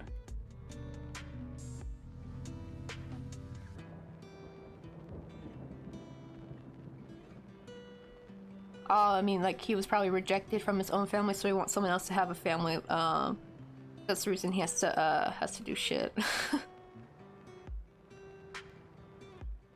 Like, kind of on how many other people want others to have kids, like, make life-changing decisions, but then go quiet when they're... Right? Yeah, I've seen that too, because, like, what's it to you if I have kids or not, right? And I'm, like, thinking, like, especially when it's the boss saying it, I'm like, you want your little slave wage to have a kid and wife that he has to, provide for, so he's stuck. that's why I always kind of say, like, you know, like I've heard a lot of times where like they talk about how patriarchy is also bad for men. That's where it's bad for that part too. It's because they kind of want to force men into these boxes that you have to be a provider, that you have to, like, if you're strong and willing, you have to go into the army and you have to go to war and all that shit. And I'm like, no guy should have to if they don't want to. Like, we should be able to decide for themselves. That's kind of why I wish they would, like, change the way they do the mandatory military service here, because they treat them like crap when they do it. Like, either start treating them better and also start paying them a livable wage, at least minimum. Like, Mr. Coffee said he only made like $70 a month when he did his two-year military service. And back then, they used to not even pay him at all, I think. That was like only a newish thing, and I think they do get paid a bit more now. And one thing that I do like about Mr. Coffee is that he gets happy when they kind of make things a little bit better. Because there's a weird thing here in Korea where some guys get pissed, actually, when the service gets, like, they start treating the people in the service a little bit better. Like, they start paying them a bit more. I guess because they feel like, damn, why was I not worth that wage? But Mr. Coffee says that the only way for there to be progress is, you know, for it to go forward. Like, if I complain, right, there's like so many guys who did their service and they feel some type of way about the younger people who are now doing their service, that they're getting treated a little bit better, and they feel jealous about that. But the problem is that jealousy is not going to let progress happen. You want the future to be better for the younger people, and vice versa. So if we keep it going, you know, things will probably eventually get better for Korean men. Because that's the problem, is like they were treated like absolute shit. There's even an army song about, like, where the mother would cry while she's packing her son things. I think this was like in the 80s. Because I even asked my husband, like, why would they cry when they did their military service? Because they usually are not going to war. They're just like training and doing some stuff. Like, they're not really actually going into any kind of battle. I'm like, so it's not like her son's gonna die. And it's like, and my husband says, because she knows he's gonna get treated like shit. And I'm like, oh, that's why. It's like, they need to change that. We gotta stop treating our fellow humans like garbage. And I'm not talking about the whole, like, oh, they're yelling in your face, like, you know, the way sergeants are. Apparently they're supposed to do like that, like, even if they don't want to be like that. Apparently, like, the army forces them to be like that. I'm not talking about the, like, just verbal abuse. I'm talking about, like, the physical abuse. Like, Mr. Coffee has cigarette burns in his legs. That I think I don't know if it was, like, his lieutenant or sergeant, someone higher up than him did that. And then Mr. Coffee didn't even do anything wrong. He was just being made an example of. And now he has permanent cigarette burns on his freaking shins because of that. And it's just so stupid. Like, that's how awful they treat them. So everyone in the family asks each other, like, how's your partner? Do you have a partner? And they look at me and be like, yeah, this guy gonna stay single forever. I mean, it's honestly not too bad of a life. Like, if I hadn't met Mr. Coffee, I'd be totally down being single, honestly.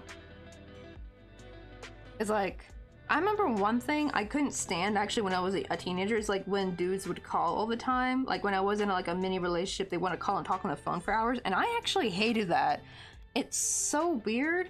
I think it's always seen as girls want to do that, but like, my introverted butt be like, no, I want some space. I want some of my free time to myself. I don't want to always have to like placate the other person and talk to them on the phone. And it'd be like, we're not even talking about anything. We'd be like, run out of stuff to talk about, and they want to stay on the phone. And it's been like 2 hours, and I'm like, bro, can we just hang up and go about our evening, please? Like, you know, and they try to do the no, you hang up kind of crap, and I hate that to the core, honestly. I cannot stand it at all.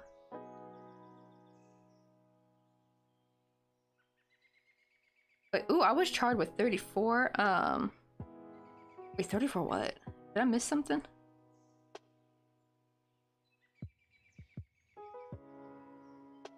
Yeah, I feel bad, but if I was ever drafted, I would do every little thing in the book I can get out of it. The government doesn't care for me. I'm not fighting so they can keep their oil or whatever. Right. Wait, in PG, do you have flat feet? I don't know if this is for the American army, but I know in the Korean army you can't do your service if you have flat feet. Because actually one of my pen pals actually was disappointed he couldn't do his service at first. Like, because he lived in America since he was 11, but he was still technically a Korean citizen. So if he wanted to keep his Korean citizenship, he had to do his military service, but he could have, like, forgone an action, just gotten his American citizenship easy peasy, because he had lived there for so long and had work there. But he was like, no, I really want to do my service. And he was like 30 something. I think he was about to reach the end of, like, where you can't do it anymore, because once you're past a certain age, you can't do it. And he went there and they're like, sir, you got flat feet, so you can't really serve in the army or anything like that. And he's like, what? No, man, I want to be a soldier so bad. So they let him do some office work, like he did administrative work over there, which actually seemed nicer in my opinion, because he was able to go back home to an apartment and still go out on the weekends and stuff. Unlike, you know, the regular soldiers who are stuck there all freaking day. Like, how miserable they must have been. Because also, like, Mr. Coffee showed me videos about how they sleep, and it looks so miserable. They don't even sleep on beds, y'all. They actually sleep on these, like, rollout mats, which, I don't know. Because on one hand, I feel like, yeah, it's going to be kind of uncomfortable if you're, like, sleeping like that every single day. At the same time, though, it probably makes, you don't really have to, like, do the whole make up your bed kind of thing. You just have to, like, roll it up and pack it away. Which I feel like is much better, because honestly, I cannot make up a bed to save up my life, especially with how fast they want you to do it and how perfect they want you, at least in the American Army. I could not. The whole, like, throwing the quarter and, like, making it bounce off the bed sheet or whatever they do in, like, American Army movies, like, I could not do that under, like, intense pressure. I would, like, crack. Yeah, that sucked, though, when you come out transients, they shut you down. And they want you to show your feminine sides. Like, see, that's like the awful part. Like, we need to like, have more people that are accepting. And they won't even let you do blockers.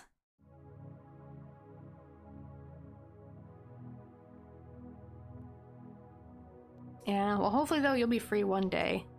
Ugh, masking for 8 years and feel more on the feminine side, gender fluid. But no worries, yeah. Because that's the thing I hate. It's like, I guess like your mom doesn't want you to be like a target for hate crime. Hopefully that's where it's coming from, because I do understand some parents probably hear about the news and then they like get scared when their kids are coming out like gay or trans, and they probably do fear for their kid's life. But like, oh yeah, I knew you were, because I think I've seen a picture of you before. I think you posted like a selfie a long time ago in the Discord. But that sucks though. It's like, but you'll have your day when you're finally free of her though. When you can finally live on your own, live away, like, oh. You're like, right now if I'm being single, more money to buy Warhammer. Honestly, that's the thing too, right? Because I feel like, right, when you go on dates, you know, you have to like pay for things, you gotta take them places, and all that kind of stuff, and it's like, it starts getting expensive, honestly. Okay, I think, oh, this one's 3 single crochet. I learned how to get flat feet. Jokes aside, due to certain health stuff, I probably never get drafted, but still.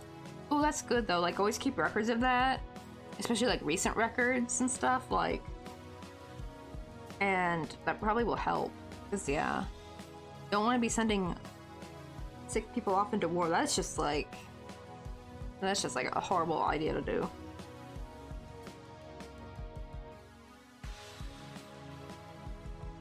And honestly, the idea of like, especially for like a younger kids, like the thought of having like family and kids is just so daunting now. I feel like society has just made it so much harder. Things are just too expensive. Like even now living single, some people struggle to just live for themselves actually. With how expensive it is, the like rent and crap is. Like how do they expect them to have kids if they can barely afford to pay for themselves? This makes no kind of sense.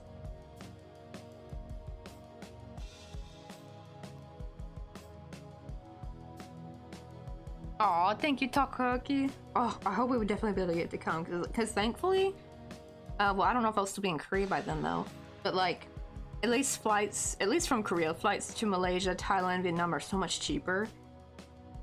Actually, me and Mr. Coffee are debating if we want to go to Thailand or Vietnam. We're still thinking. I think I might be leaning more towards Thailand, I think. Because his parents sometimes go to Vietnam, so there might be a chance where we might go with them together. So maybe it'd be better if we go to Thailand now, and then maybe go to Vietnam, though I really don't want to travel with my mother-in-law. I really don't. Thankfully, Mr. Coffee did say they will have a separate room.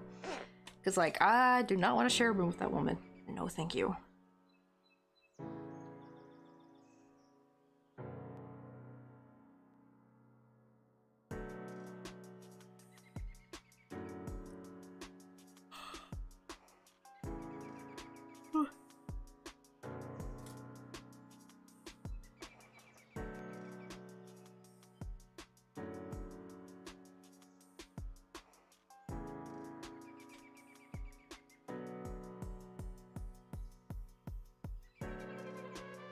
Oh right, like I'm like really excited to try because I don't know if we still don't know if it's it's not set in stone yet.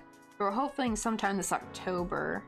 The only thing is I did want to go to Vietnam maybe to try like their Vietnamese iced coffee because like I've only ever tried what I could make at home, but I feel like it's not like the legit stuff. Yeah, Mr. Coffee's, I think he said his favorite Southeast Asian country was Cambodia. Like that was like the most fun he had was there. And probably we will hopefully go there one day as well. It's kind of sad though, because if we move next year, we're going to kind of get rid of any opportunity we could have had to visit all these countries because it's going to be way too expensive to visit for the United States. Unless, of course, like, because it depends, because like when Mr. Coffee eventually gets like, he becomes like the American marketing director, like the same position as Bok Buggy, probably will start making a lot of bank, honestly. And he'll also be saving the company a lot of money by not having to travel back and forth between America and Korea. Like, because he's gonna still work even when he goes back to school, but it'll be like more like the conferences kind of stuff. I guess it would be like more on commission, I guess. And most of the stuff though he does through email anyway, so he kind of actually doesn't really need to physically be at Nextron really to still do his job. That's why they bug him so much after work hours, because it's usually just replying to other clients in emails. Yoda Damakuno! Right, I really want to try it. I have like the little Vietnamese coffee filter thing, but I don't actually have any Vietnamese coffee. I have some Brazilian, I thought it was Santa, no. I thought it was Brazilian Santos, but I think it was Santiago, or maybe it's the opposite. I need to read the bag again. I have some Brazilian coffee beans though, but I don't know if that's probably not the same, obviously. But we have the little, is it kind of thin filter? I forgot what it's Do called. you want to go get some coffee with me? Yo, what's up? Welcome in, Crochet and Chill. I love your name. Right? Netflix and chill? Screw that. We got coffee and chill. I mean, Crochet and Chill. There's probably someone out there named Coffee and Chill, though. But we're making some crochet buttons. It's like a little new thing I've been working on. Here are the ones we've designed so far. Like, we have, like, little apple, little daisy, lemon, blueberry, pineapple. These are just the same watermelon, but just in different shades. Orange, strawberry, and carrot. And also I've been working on some very tiny watermelons too, like some tiny buttons. Because I kind of want to, I don't know if I can do it for the pineapple necessarily, but I do want to make like miniature versions of these. Of like these right here. The apple might be a little bit on the harder side. I don't know, because here's like our first apple we made, and it was a lot smaller than I thought it would be, but apparently it's still a little bit too big for this swatch right here, so I need to make it just a smidge smaller. It's close though, it's getting close, but that's what they kind of look like. Seems to hold up pretty well, I hope, because yeah, we don't want any like wardrobe malfunctions if I start selling these. I don't want people coming and calling me, be like, hey, your stupid buttons opened up and I was exposed to everybody. Like, hopefully people wear something under their cardigan. To be fair, most crochet cardigans I think you wear over a shirt anyway, so I probably don't have to worry about that. That's why I want to start making the loop, but the little loop I make for the back, I'm going to start making it a little bit smaller. Because if I make it too long, then the button's too loose. And I feel like it won't hold as well. Like this bottom one is a little bit too loose because like the loop's a lot longer, but these other ones I made it much shorter and they seem to hold in their place more. They do move around a lot, so you have to like kind of keep adjusting them.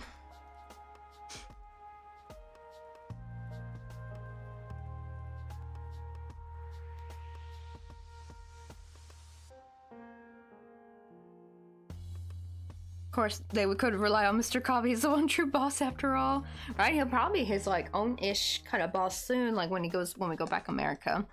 That's the big thing is they want him to be the American marketing director. They don't have an American marketing director right now. They want to open a branch in America. They got one in Europe. So Nextron, they were like a Kickstart company, and so now they're slowly expanding. I think they're at least like 10 years old, so they're not like a new-ish company.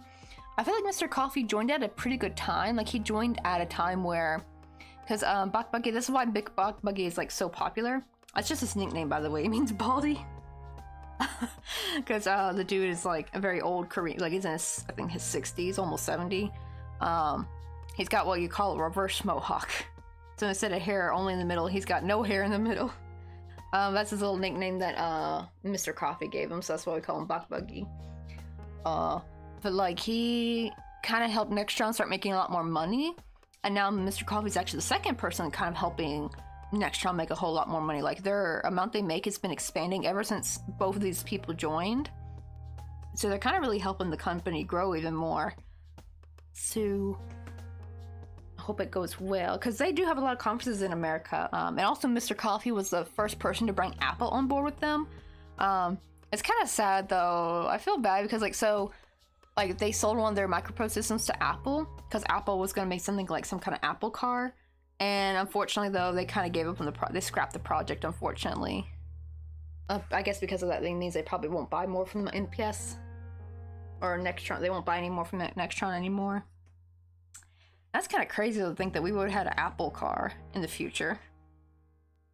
Kind of sad to know it was scrapped. Like, can you imagine how bougie that would have been? Like, you got like your iPhone, you got your Apple car, just like everything Apple. Maybe it's a good thing it got scrapped now that I think about it, because Apple already owns too much of the world, I feel like. But did you know some coffee beans are made? Oh, we actually tried those, Sakura. We actually had those, and I think it was Vietnamese coffee. It's the kind where the ferrets eat them and poop them out. And surprisingly, it was pretty good coffee though. Now, of course, they clean them, so, but it was like, it's kind of cute. We actually showed, like, back last year, we actually showed the package, like, on stream. It had, like, the cute little ferret in the picture, so we might pick some of that up, actually. Because my in-laws had just gone to Vietnam that year, and was it my brother-in-law? No, I think that was, because we also got some coffee stuff from my brother-in-law, but I think that in particular, I think was from my father-in-law. They picked it up and gave it to us. They're like, hey, we heard you like coffee, so we brought you some of this. Right, I don't know if I would trust a car by a phone company, especially if it's Apple. Yeah. It's just like, but the thing is though, I feel like Elon needs some competition. You know what I mean? Like that dude's just like, he needs some competition. Have him just have his little ruling the world. Like, we don't want Elon Musk to rule the world, y'all. So it's like, I feel like we need something, but yeah, unfortunately got scrapped. Though probably Apple would not have been the best though. We need somebody else to come up with a cooler, better, more electric car. Right, somehow I trust Elon. That's why it's like, we can't be having Elon have the monopoly over the market. We need some competition. Right, this truly is the coffee and crochet. And I also made my coffee a bit strong today. I put another packet in by accident. So I usually put 3 packets per mug for like a big tumbler like this. And for some reason I accidentally put like 4 because I was supposed to pour it into the other cup. And I'm like, oh, well, I can't really divvy it out now. So I was like, let's just make an extra strong one for this one. Which honestly is not too bad because this is kind of big. So I usually can't fill it up all the way. I usually fill it up to maybe here. If I don't, it will be too watered down, but because of the extra packet, I was able to fill it up to the very tippy top and put lots of ice. And all the ice is done melted and it's still not watered down, which is really good. It was actually almost a little bit too rich earlier, like too much flavor, I should say. And now that all the ice is melted down, it's finally like watered out perfectly. Because usually the coffee is like kind of meh by the end. It's like very heavily watered down because of all the ice. I feel like... Oh, I did something wrong with this one. Hold on, we got a frog. I messed this one up somehow because this is way too big. It's not supposed to be this big. Hold on, we're gonna frog. Oh god, this is gonna be hard though because this yarn does not like to be frogged.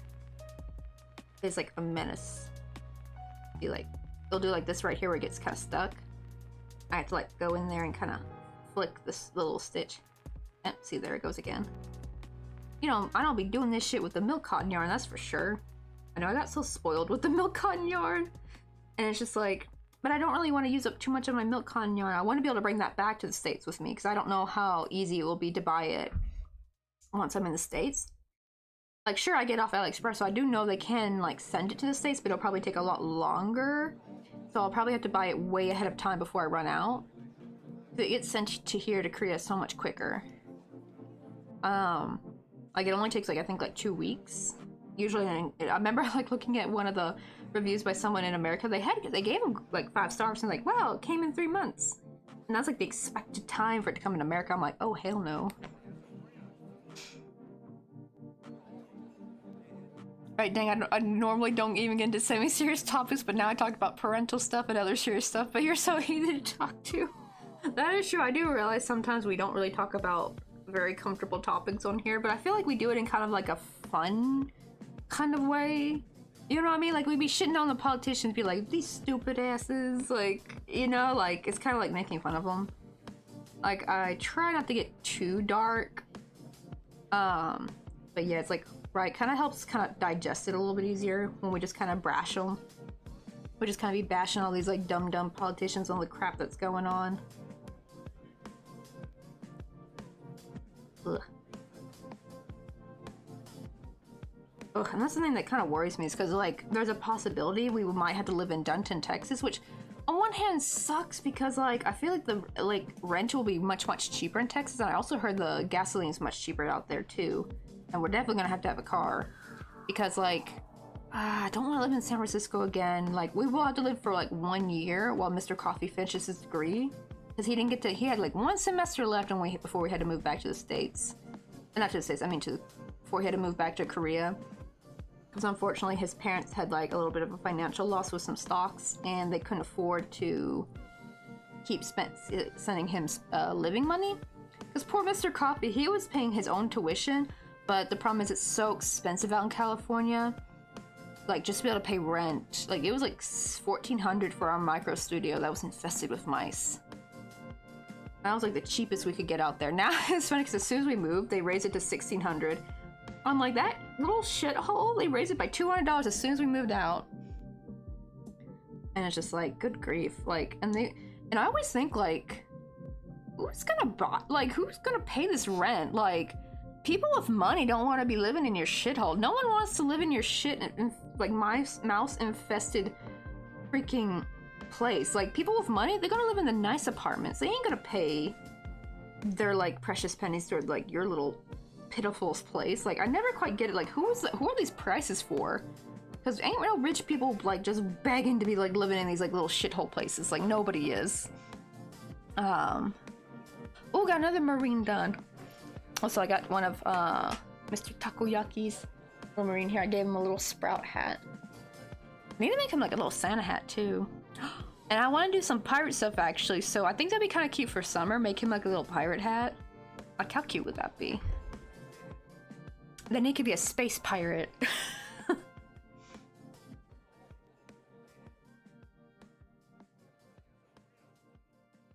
Oh crap, my keyboard jammed at the boop. I ain't no using full stop no more. Right? Let me see. How many do I got in here? 1, 2, 3, 4, 5, 6, 7, 8. Wait, do I only have 8? Oh no, I have 9. Okay. Let's go back and fix. Thankfully, I did not have to frog all the way, but we lost most of our progress right there.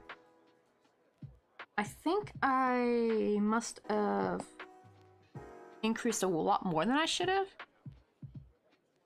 Oh, wait, really? They actually have Space Marine Pirates too? Oh, that just keeps getting better and better. What color are their, like, coats of armor usually? Like, or what kind of, what colors are they usually? Because I remember weren't the Czech Marines, I think, red?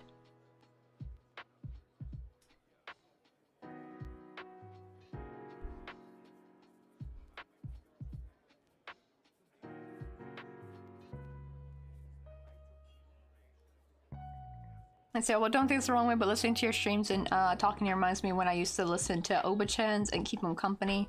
It's relaxing. I like listening, maybe. Oh, wait, are they another streamer or are they like a YouTuber? But don't worry, I'll never take it the wrong way. Actually, I like it when people tell me I'm easy to talk to. Because I quite get the opposite reaction in real life. People tell me I talk too much. But maybe that's what's a good quality for a streamer, I guess. But it's so weird, though, because I can kind of go in between. Because, like, if there's really no one... If there's like no one talking in chat, I will be silent because like I'm kind of using it. Oh, it means grandma. Oh, oh, because like That's like one of the words in Japanese I do not know. I never knew the word for grandma or grandpa. I don't even know the word for mom, actually. Mom and dad, because I never really learned Japanese, unfortunately. Like, I was telling you guys this earlier. I went from kid to grandma. I kind of skipped the whole teenage phase. Like, I didn't really feel like a teenager, even when I was a teenager. Even when I was goth, I was still like the grandma friend or something. But yeah, it was fun.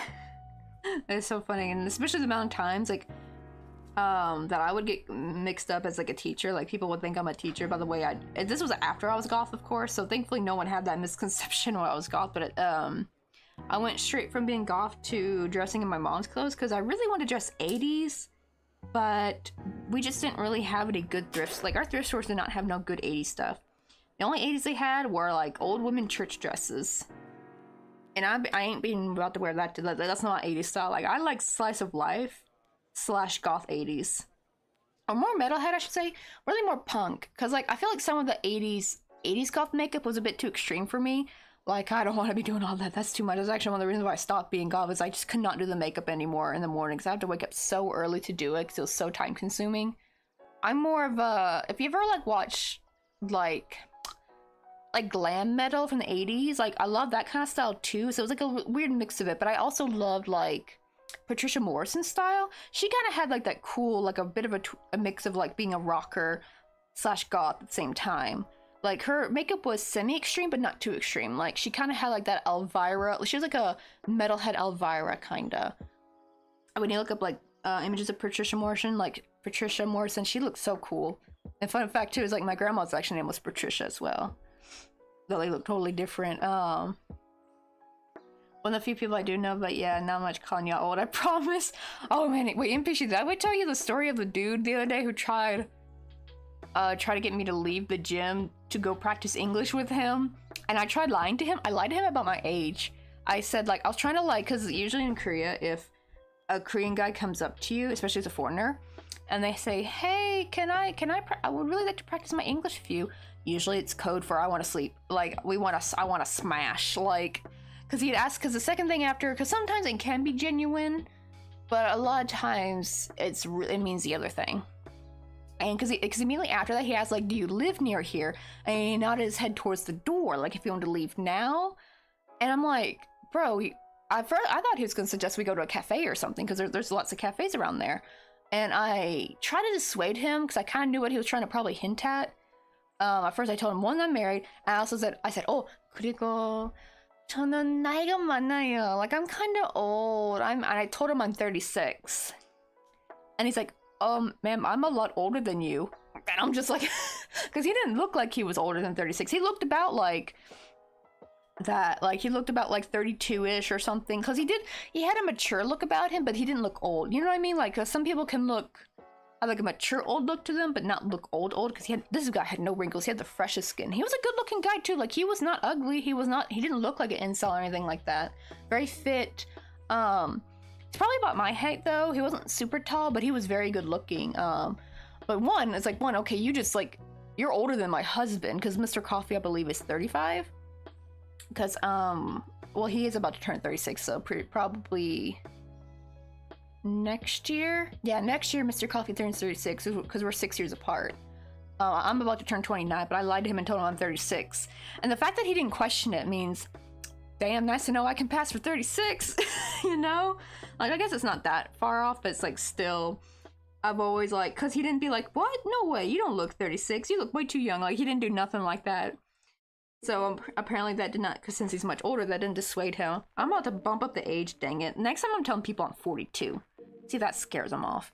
Like, podcast bros, I thought women after 25 were, like, useless. Like, I thought you didn't want us. Like, where y'all at? Why we still got guys approaching us at, like, even when we lie about our age until we're older? Those dudes be lying through their teeth. Because, like, I remember someone showed a joke of, like, this dude who, I think it was, like, podcast bro, and he took a picture of all these, like, gorgeous, like, hot, like, bombshell blondes. And he was one of those dudes that'd be like, yeah, I don't date girls under 25. And the joke was, actually, all those girls in the picture were, like, in their 30s or older. And, like, it's, like, showing that dudes don't really actually know what 30 somethings look like. They think we're like old decrepit grandmothers, and I'm just like, to kind of be fair, I kind of wish they would see it that way, because then it would have scared him away and probably left me alone. But yeah, he could tell. The good thing though is at least he didn't push it, and he's like, he could tell. I was like, oh, I think I'm interrupting your workout, sorry. And he kind of dipped, especially after I told him I was married. That kind of mean, because he even asked if my husband was Korean, and you could see the wheels turning in his head. He's like, oh shit. And he kind of like ran. Oh my god, right, Takoyaki? People thought you was 30, because remember, because it was so funny, because for the longest time I thought Takoyaki was a college kid, because when you were talking about being in school and taking tests and exams, because I've seen lives of Takoyaki, and I've talked with him, done voice chats with him, and I thought like Takoyaki, I thought he was a college kid, because he just has like this like maturity about him. So he had like that college, because he still doesn't seem old. He had that more mature. Yeah, I'm a diligent college student, like, and then it turns out Takoyaki was actually in high school. And I'm like, what? You don't seem like a high schooler. Like, he just didn't have, now granted, I don't know how high schoolers in Malaysia are, like, I don't know if maybe on a whole you guys are much more mature. I know American high schoolers can be like hella immature. I mean, jokes aside, people growing up just assumed I was older than I am. To be fair though, it's kind of like a superpower sometimes, because you can get away with a lot of shit. Oh my god, you wanna know something even funnier, NPC? Yeah, that's Takoyaki. He's Malaysian. He's from Malaysia. I can't wait to go there one day. I want to try the food, because Mr. Coffee got there to go there last year. He went to go to Kuala Lumpur for a conference, and he said the food was so damn good there. I think Mr. Coffee said he gained like 5 pounds when he went. I could tell too, because he came back and his face was a lot puffier than it normally is. And I'm just like, oh, so I probably gotta like be prepared though, because I'm trying to lose weight. But I'm like, I'm curious. I want to try some of that good stuff. But me and Mr. Coffee was able to help me do an art tray with Takoyaki.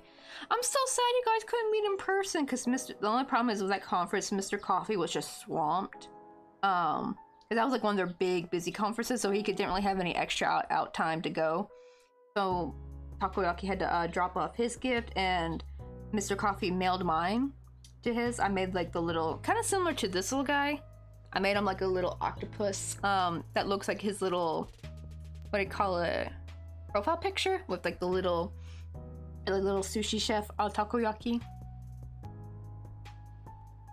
Like, right, I can't blame. I like how it's like, I miss our friend. I live in Singapore now, and that Takoyaki's like, how could you? Alright, but I didn't want to drink. I just want to play Pokemon Go. Oh, I wasn't even talking about drinking, actually. I was talking about more like something about like when you look older, even if a teacher knows you're a student, they kind of treat you with a little bit more respect. Like, they kind of let you get away with stuff. Like, if you have to go to the bathroom, they don't really think twice. Because I've witnessed teachers be like, the same teachers deny other kids to go to the bathroom, but they let me through. To kind of be fair though, those kids that they would deny usually are known troublemakers. Like, so it's like they know they're just gonna be trying to skip class, honestly. Which sucks, because those kids gotta be able to use the restroom too. I feel like there needs to be some kind of way we can let kids use the restroom, but not abuse it either. Because a lot of these kids would just like dip class for the rest of the day. They would like take their stuff with them and then just dip. And there was a time where I was walking. Granted, this was when I worked for the main office, so I was actually during the halls when no one's really supposed to be in the halls, and this kid, I think they were trying to skip class. And this boy looked like he about had a heart attack when he saw me. Like, he's like, and he tried to like straighten up, and I'm like, I tell him, don't worry, hon, I'm not a teacher. He's like, oh, like the sigh of relief. This boy thought I was a teacher, and it's like, this poor boy, how about had a heart attack? Like, don't worry, I'm not gonna snitch on you. I don't care. I'm just running an errand. Oh, really? In my high school, most were assholes? Oh, that's sad to know. Is bullying really bad in Malaysia? Because I know in Korea, bullying is, oh my god, it's really bad here. They always make, like, Korea look like, oh, this cute place you want to go to school to. No. Bullying is really rampant here in Korea. And it's really weird. It's like, you can either be bullied for being the ugliest one in class, but also if you're pretty too, you can also end up getting bullied as well by, I guess, another group of other pretty girls who feel threatened by you.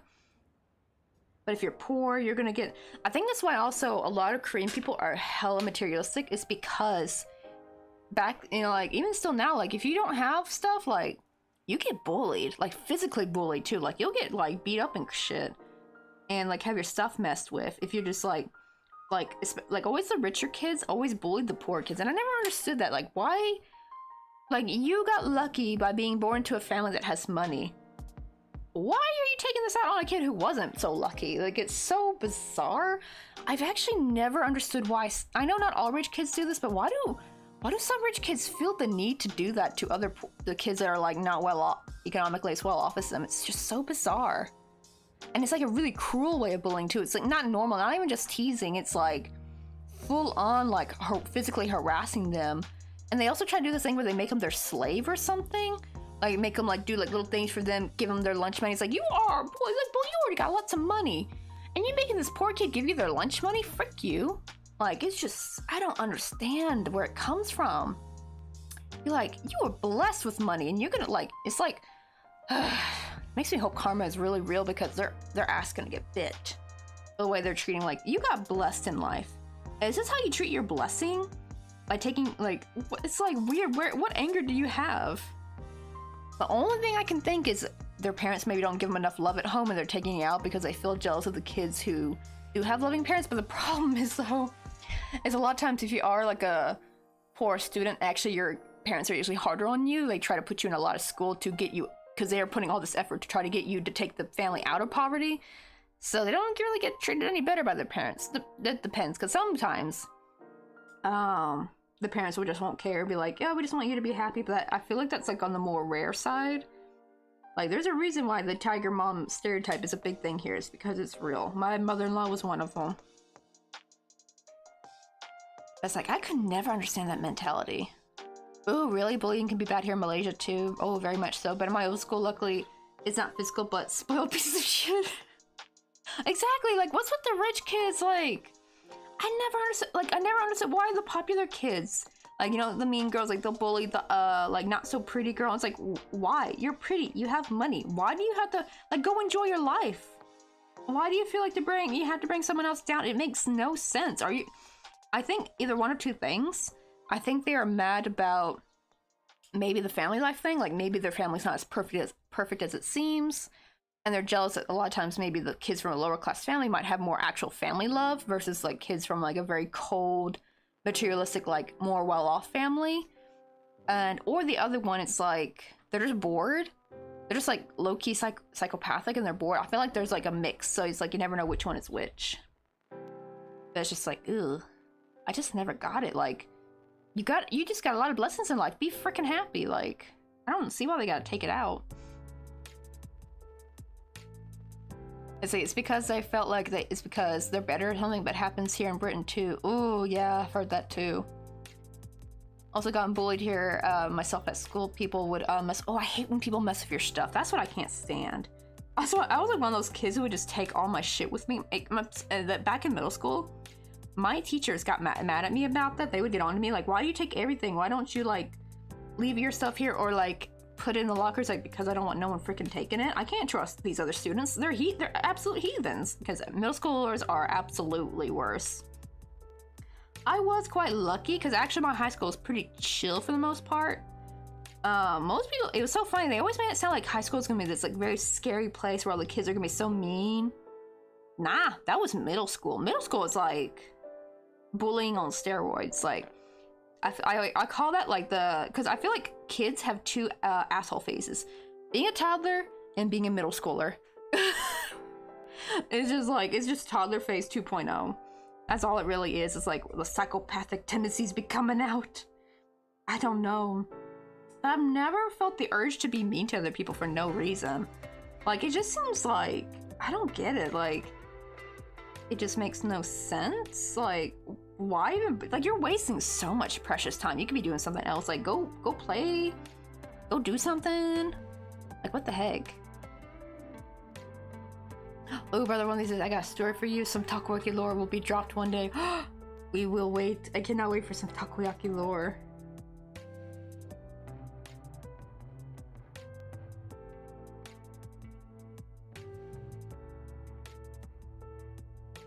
See, well, maybe since kids try to be the older generation, the high school mentality went to the middle schoolers.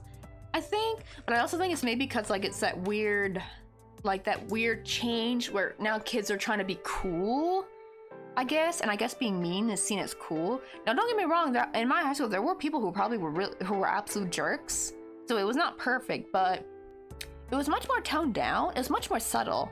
Like when someone tries to be a mean girl to you, it's actually much more subtle. It's not as like, but the problem is though, you know, like how it is in the Disney movies, how it's just so blatant and kind of almost obnoxious.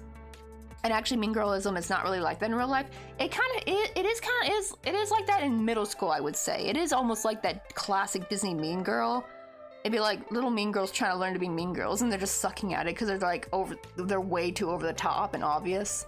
But it's a lot more subtle, a lot more backhand compliments and stuff, which I just let that go over. Like, if you're just gonna like do that to me, I'm just gonna be like, you have no power here, sweetheart. I don't give a shit. I'm just so nonchalant about that, but I don't want people to be messing with my shit though. So I do be guarding my stuff because like I can't stand the thought of someone messing with my stuff.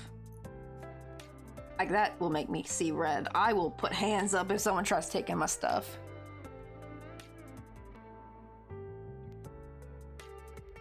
But it did seem like high school was a bit different, like back in the older, like my dad's day, because he did have to have like my dad had like these boys try to fight him on the bus. Thankfully though, my dad came from like a military family, so they learned how to take care of themselves, and like my dad won the fight, and after that they respected him.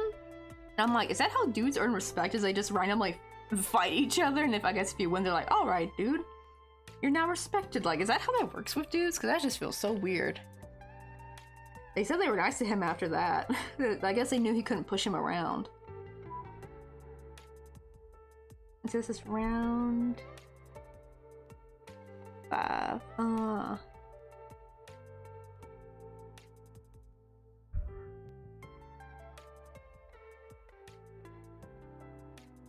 am I supposed to increase in this one?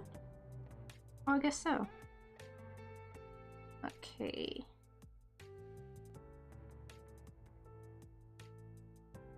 One, two, three, 4. And one day, my friend, one day. It's also a romance arc, so that's a plus.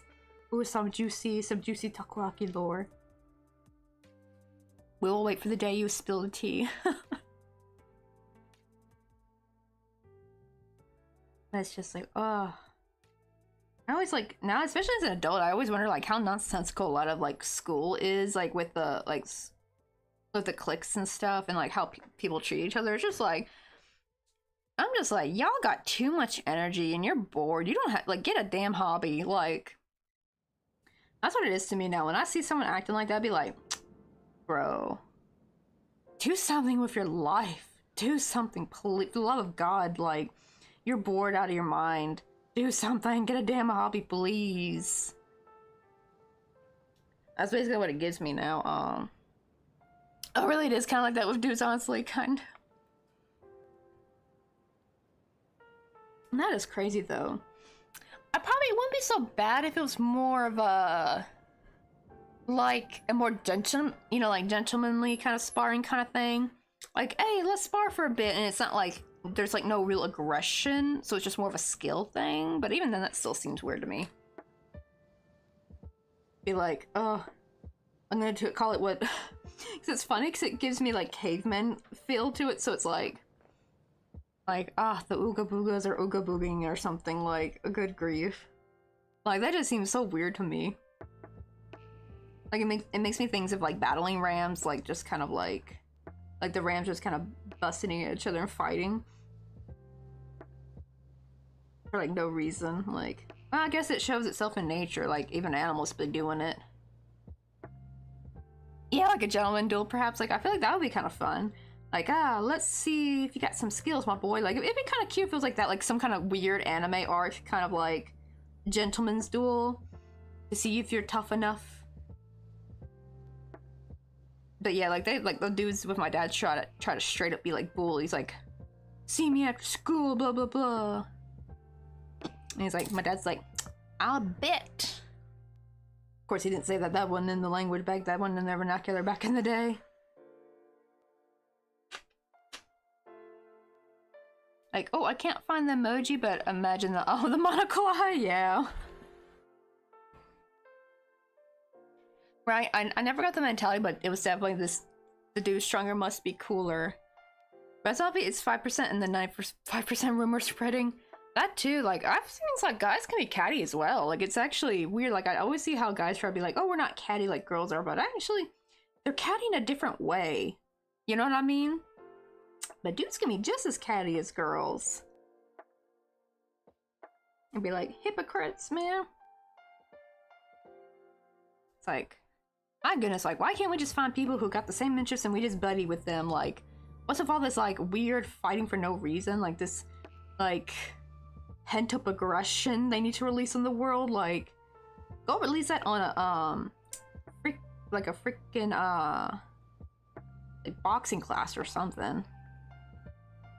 Or, like, those, like, little punch, you know, those, like, little machines you see at the carnival, like, that you punch and, like, it shows you, like, how much, how hard you punch. Like, go work on that.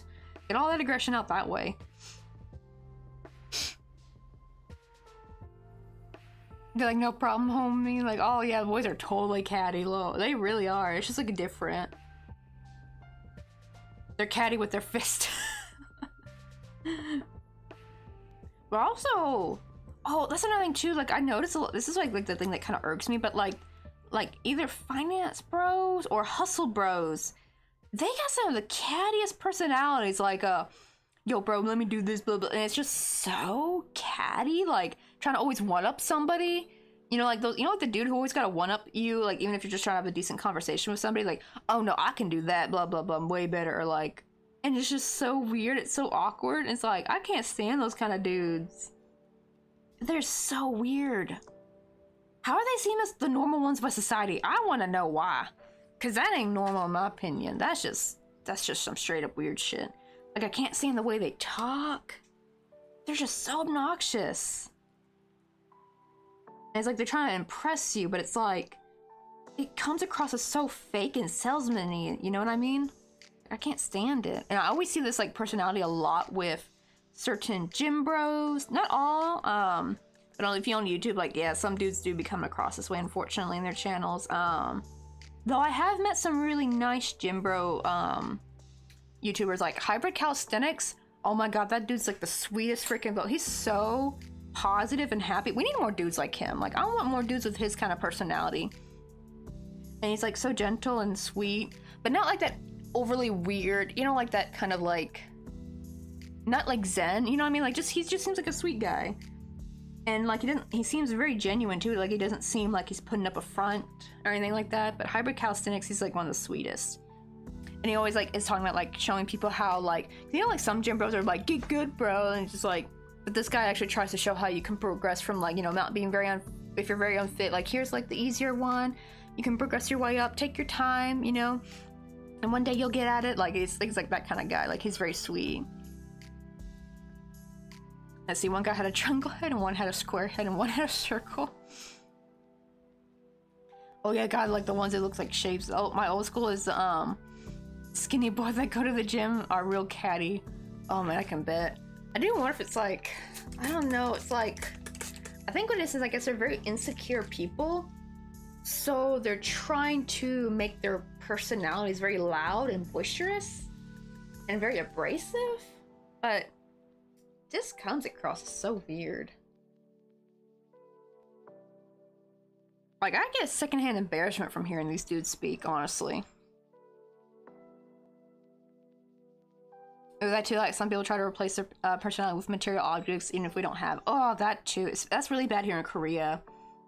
Like, the lady Anna, she always kept, like, trying to, like, make me feel bad because I don't have, like, some, like, very expensive bag. Like, oh, why don't you carry something like that? I'm like, I don't feel like, I don't really have, I don't want to spend money on that.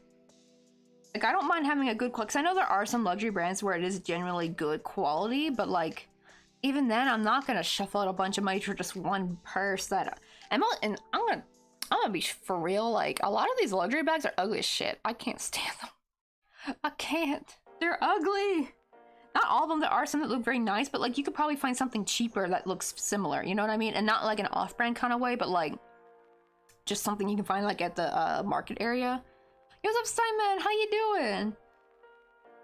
But like, yeah, in Korea, a lot of girls are like that. Like, oh, you don't have this? You don't have this Hermes bag? Well, then you can't sit with us. Like, there was actually like some kind of like Chinese drama. I don't know if it was a movie or a TV show, but it was about like these like really rich ladies, and this one rich lady didn't buy this particular purse, and she got cut out of the friend photo because of it. They made her sit at the end of the like the group photo, and then they cropped her out because she didn't have that purse. And so she finally, because I think she was like the air quote poor one of them, so like she could afford nice things, but maybe just couldn't splurge too much all the time, so she didn't have that bag. And what do you call it? It's just like, so she finally splurged and got the bag. I think they had to go into debt for it. And she finally got included all the activities. You know, she was finally treated like an actual person. It's like, why do you have to have this one thing to be treated like a damn human? That just seems so bizarre. Over a stupid purse. Like, I can't, honestly. And it's not like she was poor. She like came from money too. She just didn't have as much money as those ladies did. Like, they came from a lot more money. So they can like throw, you know, money around willy-nilly. So even if you do have money, if you don't have enough, you're still seen as less than. It's just like, no thank you, the rat race. Nah. I think that's why I'm very glad I do have hobbies and I love to crochet so much, because it's like, I kind of don't care. As long as I can buy lots of as much yarn as I want without like going to debt, I'm happy. Like, I don't need to be needing all these weird luxury goods. Right? And these were ladies that were in their like 30s and 40s. Like, they were like middle-aged ladies, I think. Or almost middle-aged. Because I know 30s is not middle-aged, but it's like, they weren't like young. They were like young mothers, I think. And it's just like, oh, if your kid doesn't go to this particular school, you're just trash. And it's just like, they're rich. Like, these people are not poor. Like, they got money, but it's just like, they're just not on the same level as other groups. It's like, you can't hang with us. And it's just like, it's just so bizarre. Let's see. Well, if I should ever get a designer bag, it should be a mini handbag from Celine. Wait, like Celine Dion, does she have like her own bag line?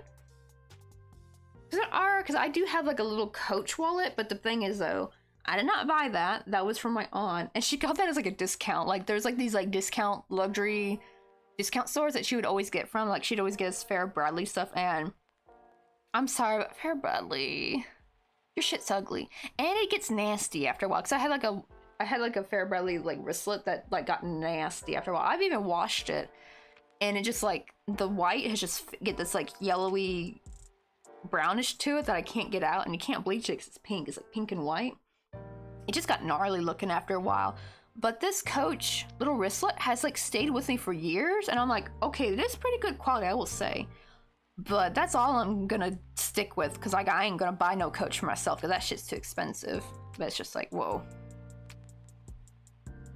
Oh no, it's a brand. I don't have anything. It has anything to do with Celine Dion. Okay, because I always hear about like celebrities having like their own makeup line or bag line. Let me see. I think these bags are kind of nice. Like, there are some bags that are like nice and simple, like classy. But I have seen some luxury brands that do look just like, they're so ugly. And I'm just like, why would people pay for this? But this actually looks like one of those brands that are just like nice and classy looking. The thing is though, if I'm gonna, I kind of just want to make my own bag though, if I can. I want to get back into crocheting, you know, purses again, because I used to do that. I had little, well, they weren't really purses really, they were just tote bags. They were just simple crochet tote bags, but they were, I had like a crochet tote bag black market in high school. Sad thing is, probably Uncle Sam wouldn't give a damn, because I was severely underselling myself. I was selling these for $7 a pop, and mind you, it would take almost 2 skeins of yarn just to make one tote bag, and that's like $6 already. So I was probably making $1 in profit, honestly. I did later raise it to 10 because I noticed that I was hardly making any money because I had to like keep buying more yarn to make it. And then I was like, told my sister, like, oh, you gotta tell him it's $10 now. Like, I'm not making no monies from this. Oh, where'd my stitch marker go? A little oh, never mind. Oh, I thought I was at the end of the round. Never mind. Oh wait, was this supposed to be an increase round? No, it's not. It's a no crochet round. But let me see what round we're on. Okay, we're on round 7. Okay, good. So it's a decrease round after this.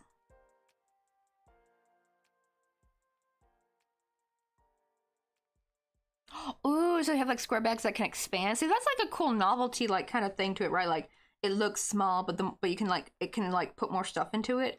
I do like bags that have like really cool ingenuity with like how you can store things.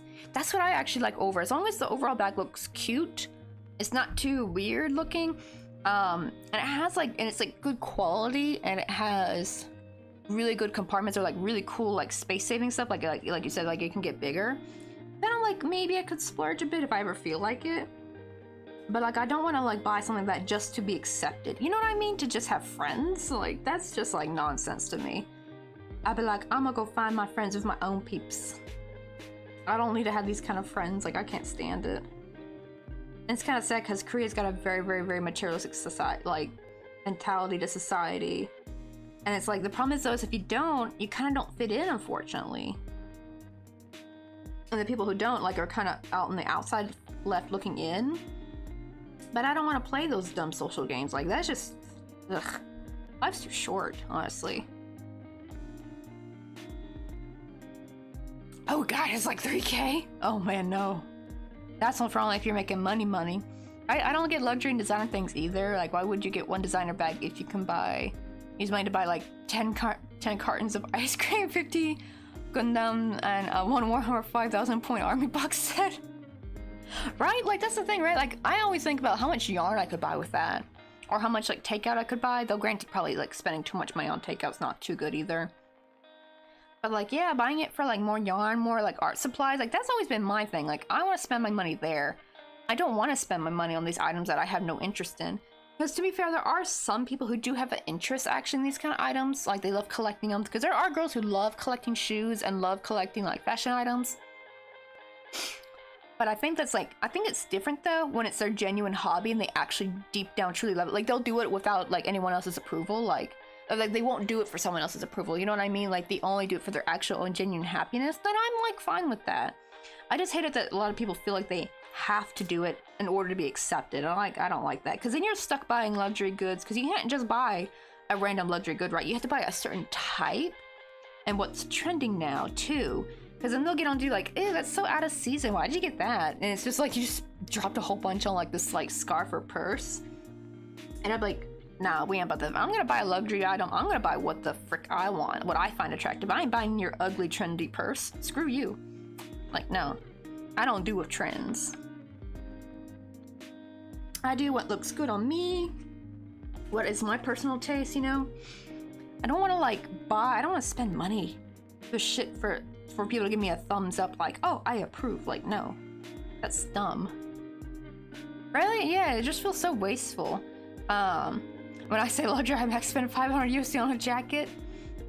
Though granted though, some like very expensive like clothing though can be kind of worth it because it is like very, very high quality. That's the thing, right? You gotta find the designer that's like good quality and not because it's a designer, you know, because there are some like designer luxury brands that are like almost just the same shit you get at Walmart. Almost it's just you're paying for the label. But there are some brands that are known for good quality. Like that's like I think will be worth splurging on, and if it's only if you truly want it. Like there's like a shirt or dress or something that just sings to you, that's totally your style, and you don't care what anyone else thinks, and you had the money for it. I think that's fine. But to do it because like, oh, if I want to fit in, I have to buy this particular thing. Like, ugh, barf. Screw that. Here's a Ducks and Dodo Studio. How you doing? I was usually lurking, but may I ask if you're following a pattern? I've been looking at making some fruit. Oh, I have been writing these down. I do need to put them in the Discord later for some pattern testing. We have like a little pattern testing, whatchamacallit, chat and under the crochet category. But yeah, I want to put these out for people to kind of pattern test before I start making them into little crochet videos. I might also I need to start vlogging soon. I've been putting that off for so damn long. I really need to start vlogging. And I think if I put the pattern on Discord and then like have people pattern test and it gets like the green light, like a lot of people like it, they don't have trouble reading the instructions. But I do kind of do my instructions a little bit weird sometimes. I try to shorthand it, but not to where it's like too much. I also do round 0. So anything I do in the magic circle, I just consider that round 0. Because I kind of see it as like chaining, because you don't count your chain as the first row. So I kind of see them as one and the same a little bit. but I know most times people see it as like round one. Oh, you made a Koroks from Zelda? Hope I said that right. Earrings in the morning. I'm so happy. Oh, do you have a picture of those, Simon? There's like those little guys with like the little leaf on their face, right? Oh no! Oh shoot! Oh, okay. Are you guys still on ads? Crap. Of course, ads hit right when I respond. Oh, then let me pull up Discord real quick. Because those little guys are so cute. I remember Peacemaker made one. Find them.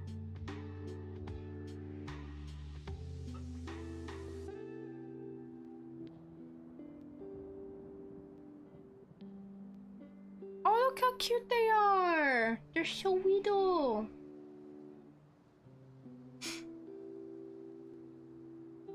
I want to zoom in. There we go. I can see them a little bit better. Look how cute these little guys are.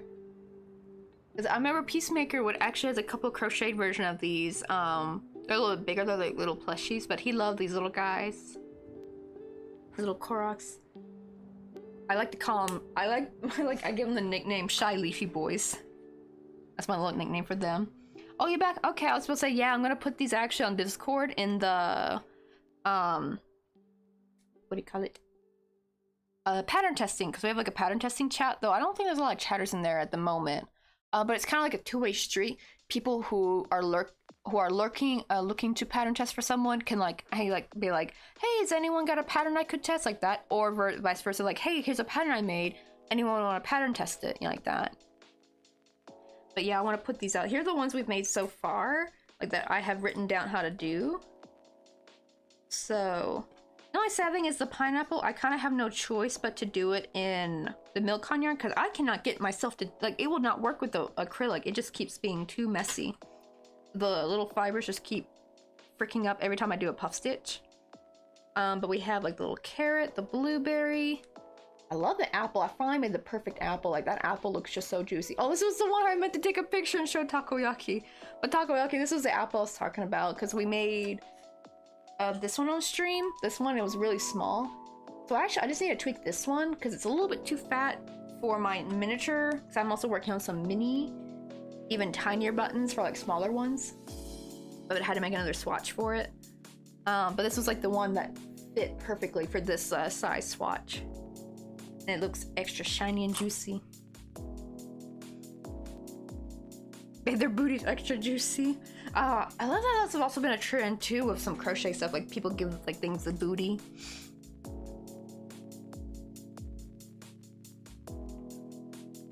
Wait, amazing exclamation coffee, but unfortunately do it again. Wait, explanation of which things? I think I lost track because people were stuck in ads. Do you mean the exclamation mark, or do you mean the leafy? I call the little, how do you call them? Koroks? Wait, where'd they go? Yeah, Koroks. I think that's how you say it. But I call them like Shy Leafy Boys. Uh-oh. It's time I gotta run and get ready for work.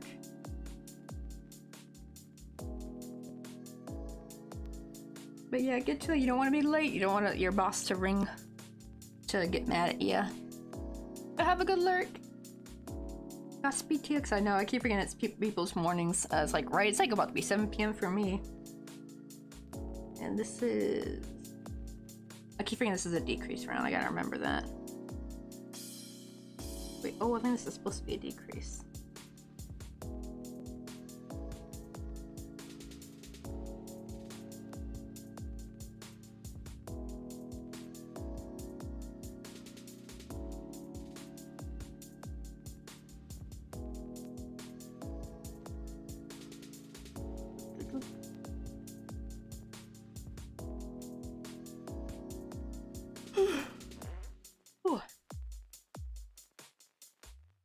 I'll say I shouldn't be yawning, but then I'm like, I had quite the journey today. Just like, normally I've actually been kind of being not so sleepy now when I go to the gym. However, because it was so hot today, I should not have gone this afternoon. Oh god. It was too much. But the problem though, I really need to catch my sleep up because I had like no sleep last night at all. unfortunately. Uh-oh. We are...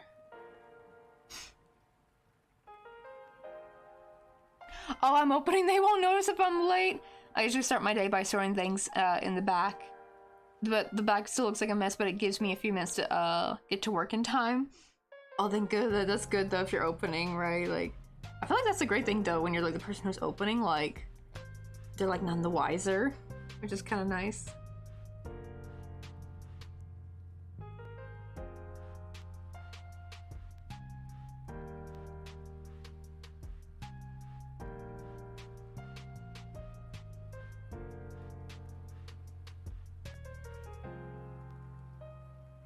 Let me see. Oh yeah, I kind of figured you meant in time. I know, I had my own little texting goof today because I was texting Mr. Coffee. I was trying to tell him like, oh my god, I didn't realize it was 31 Celsius, but for some reason, it switched from I to you. So it made it say, oh my god, you didn't realize it was 31 Celsius? He's like, no, I realized, maybe you did it? What the heck? And I was like, I tell him like, no, I meant to say I didn't realize. Stinking freaking keyboard. I don't know, I always mess up my typing whenever I try to type fast. To be fair though, the U is like literally right next to the I, so that's probably why.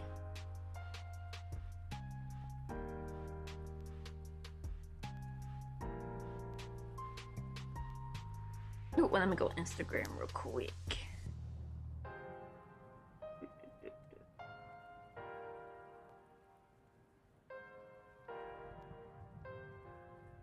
Ooh, what's this? Is it like a art print?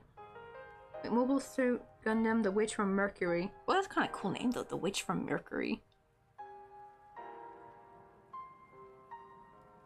Oh, are these posters like to decorate your room with?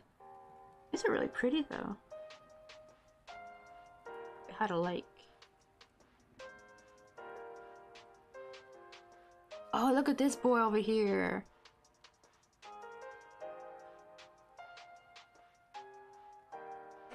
Wait, but what faction is he from?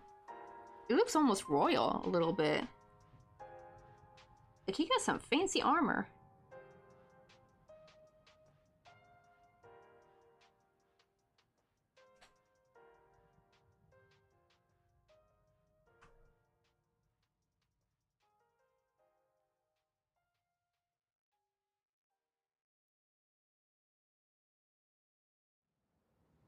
Oh, yo, what's up? What's a wonderful place to art? How you doing? Ooh, okay, so they're art prints. Yeah, the print quality looked very good on them, though.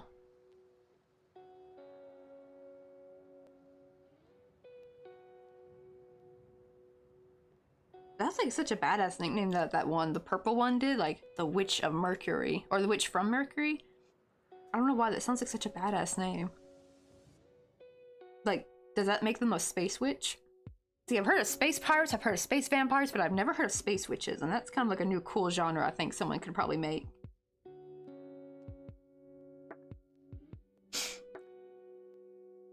Ah, so they're the Ultramarines? To be like, screw the tech marines, the space marines, we're the Ultramarines. I still got one left over. What the heck? I count as off by one. Like I have either one extra or I'm missing two.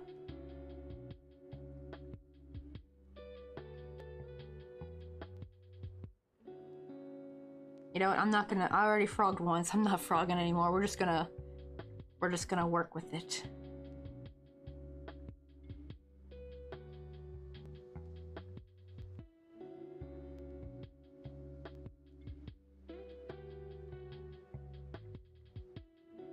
And anyway, after this, it's just all double decreasing anyway, so it's probably not gonna be that noticeable. I do need to stuff it though. And since it's dark, I'm gonna use as much red as I can. I don't really want to use too much light color in stuffing it.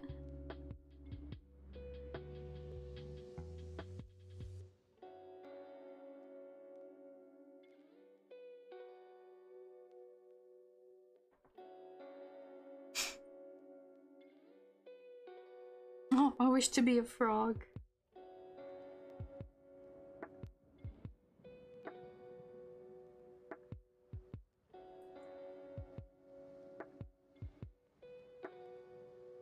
you bought that one from a Warhammer art. Oh, it's like from like those like little, like the art shows, like where they're selling their stuff, like a I don't know, it's like crafts fair.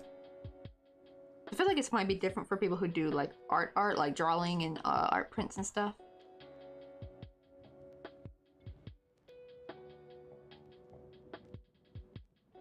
Was actually too much. Let me pull some out. You don't want to overstuff these. You want it to be enough where when it's flat, it's still got some 3D-ness to it, but like you don't want it to be like fully stuffed. Unless you do want it to be, because like maybe you want like a super 3D button. That's fine. But for my preference, I kind of like them to be like a little bit on the flat side, so they're a little bit easier to work with when you try to button it up. But they're still got some 3D-ness to them, you know, like they still got something you can kind of hold on to.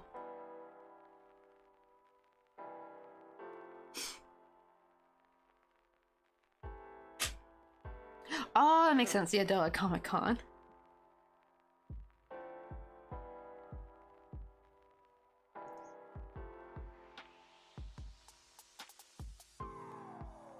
One day I want to sell at a Comic-Con though, but I'm afraid like the booth fees are gonna be very expensive. I remember they were for BlueCon. They were like outrageous for BlueCon.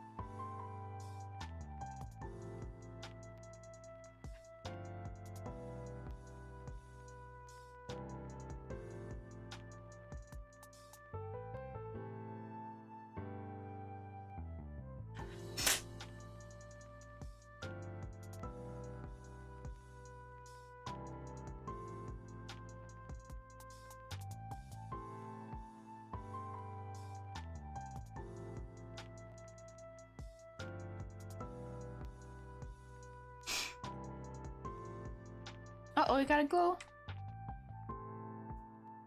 Oh, not to mention it's probably like close to your dinner time as well.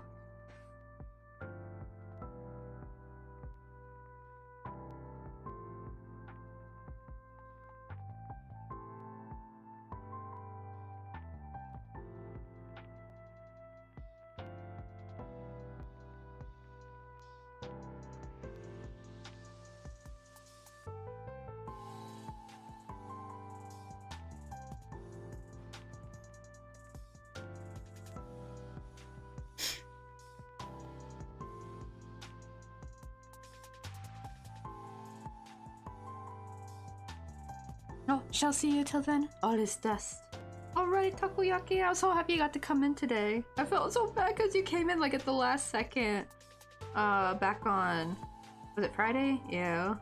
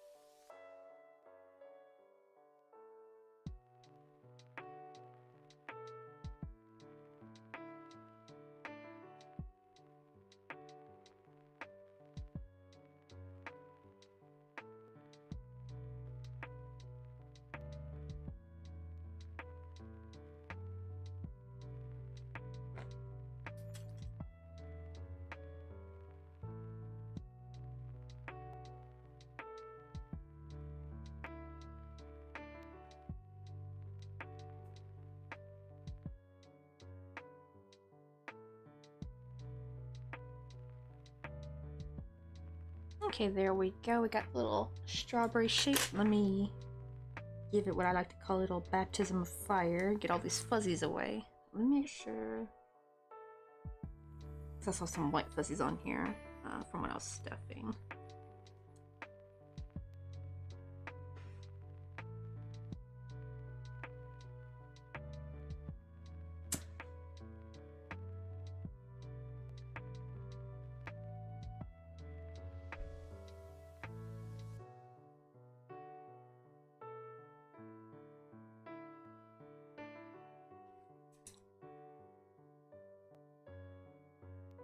There we go, no more fuzzies.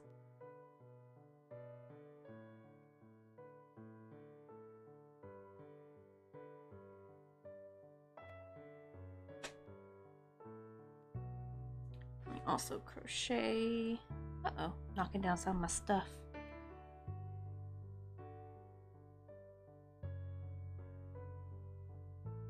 You can make a little backing.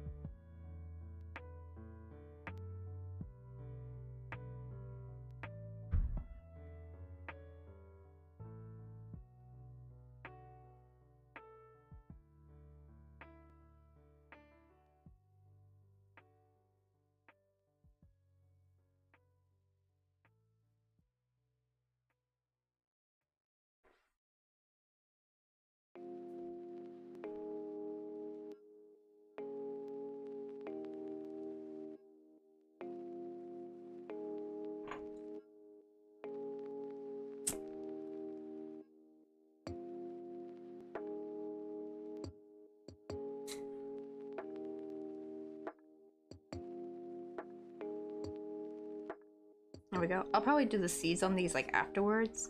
I don't have the yarn that I like to do the seeds with. It's like a thread, but I ran out the other day. Not ran out, I should say. Like it's somewhere around here. I need to find where I put it, but I had like a pre-cut amount that I was using that I've used all up, and I'm like, I don't know where the big skein is of it. So I gotta hunt for that down in the future. Let's see. Let's maybe make an orange one. I haven't made an orange one in a while.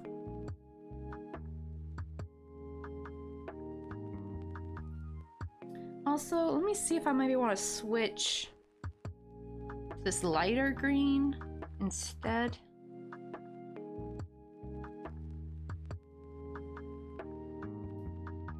Maybe a slightly lighter brown. Yeah, I want to try making an orange with the lighter lighter green and brown. I feel like these are like a little bit too dark for this shade of orange. So let's see. Though I don't really have much time left though. It's like we're already about to hit 3 hours, so I don't know if I'll get this done or not.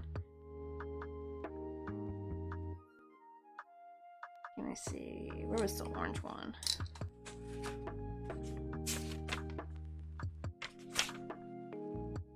Here we go. So the front page. Oh, and the watermelon one's there too. Try using this hook maybe instead, because they're kind of about the same, I think. Oh, this one is a little bit bigger. But this one's a little bit more tapered than that one. They're both technically tapered, but the thing is this is 100% cotton, and sometimes that hook kind of rips this one a bit more. I'm gonna use this more gentle hook and see if that helps.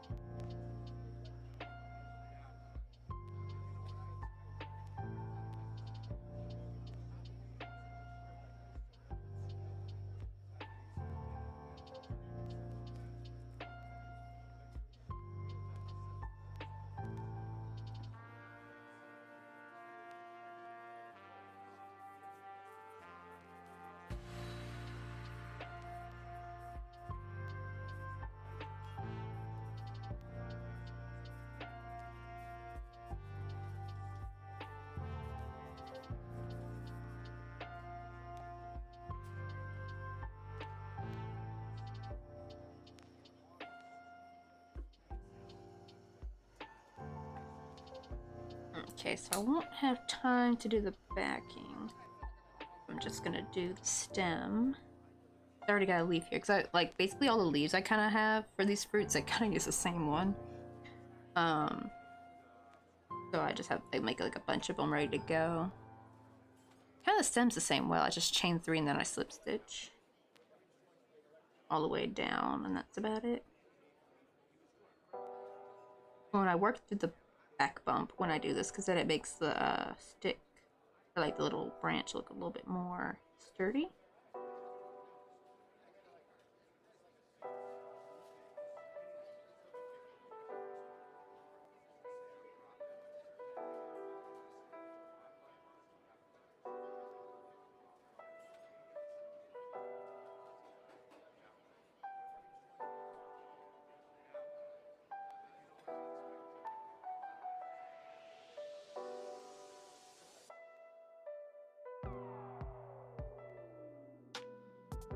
Okay, I'm gonna see how the color looks with these. Oh, I like that way better. That looks much more lighter and cute. Like the style I like. The shade of green. I was really happy I found the shade of green because I didn't have this in my ready to go box. I have only this in like my packed away yarn that I finally dug through. But I feel like that looks way cuter than this does. This looks too dark and dingy for this orange. So granted, some people might still prefer this, but I like this better. This looks way more cute and lighthearted. I think I'm gonna stick with this color combo.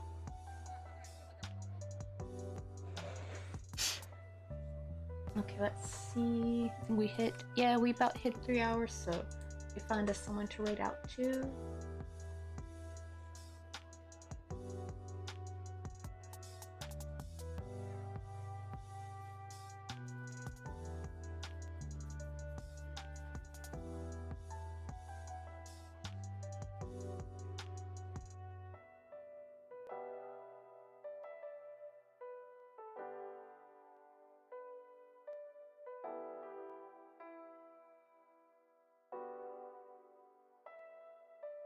Oh, crafty jellyfish is on. Okay, let us go rate ourselves crafty jellyfish.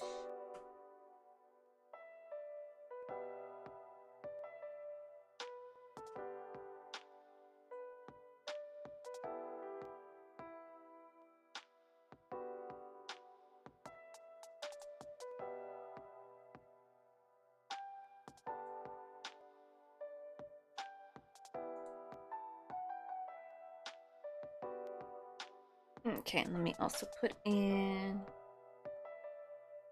our raid commands. So here are the ones for subs.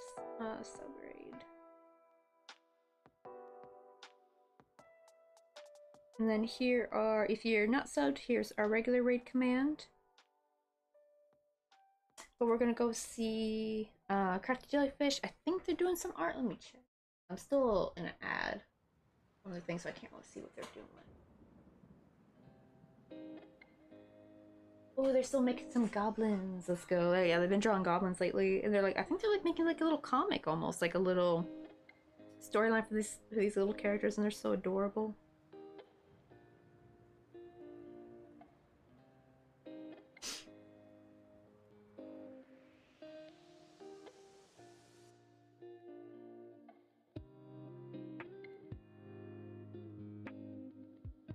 Oh, she's making the, so she's basically making the little goblins, but into little pride flags. That's a cute idea, actually. Let me see. Oh, it's about to auto rate us out, so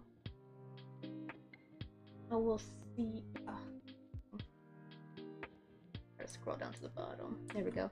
I'll see you guys tomorrow, probably for some more button making. I'll see you guys. Bye.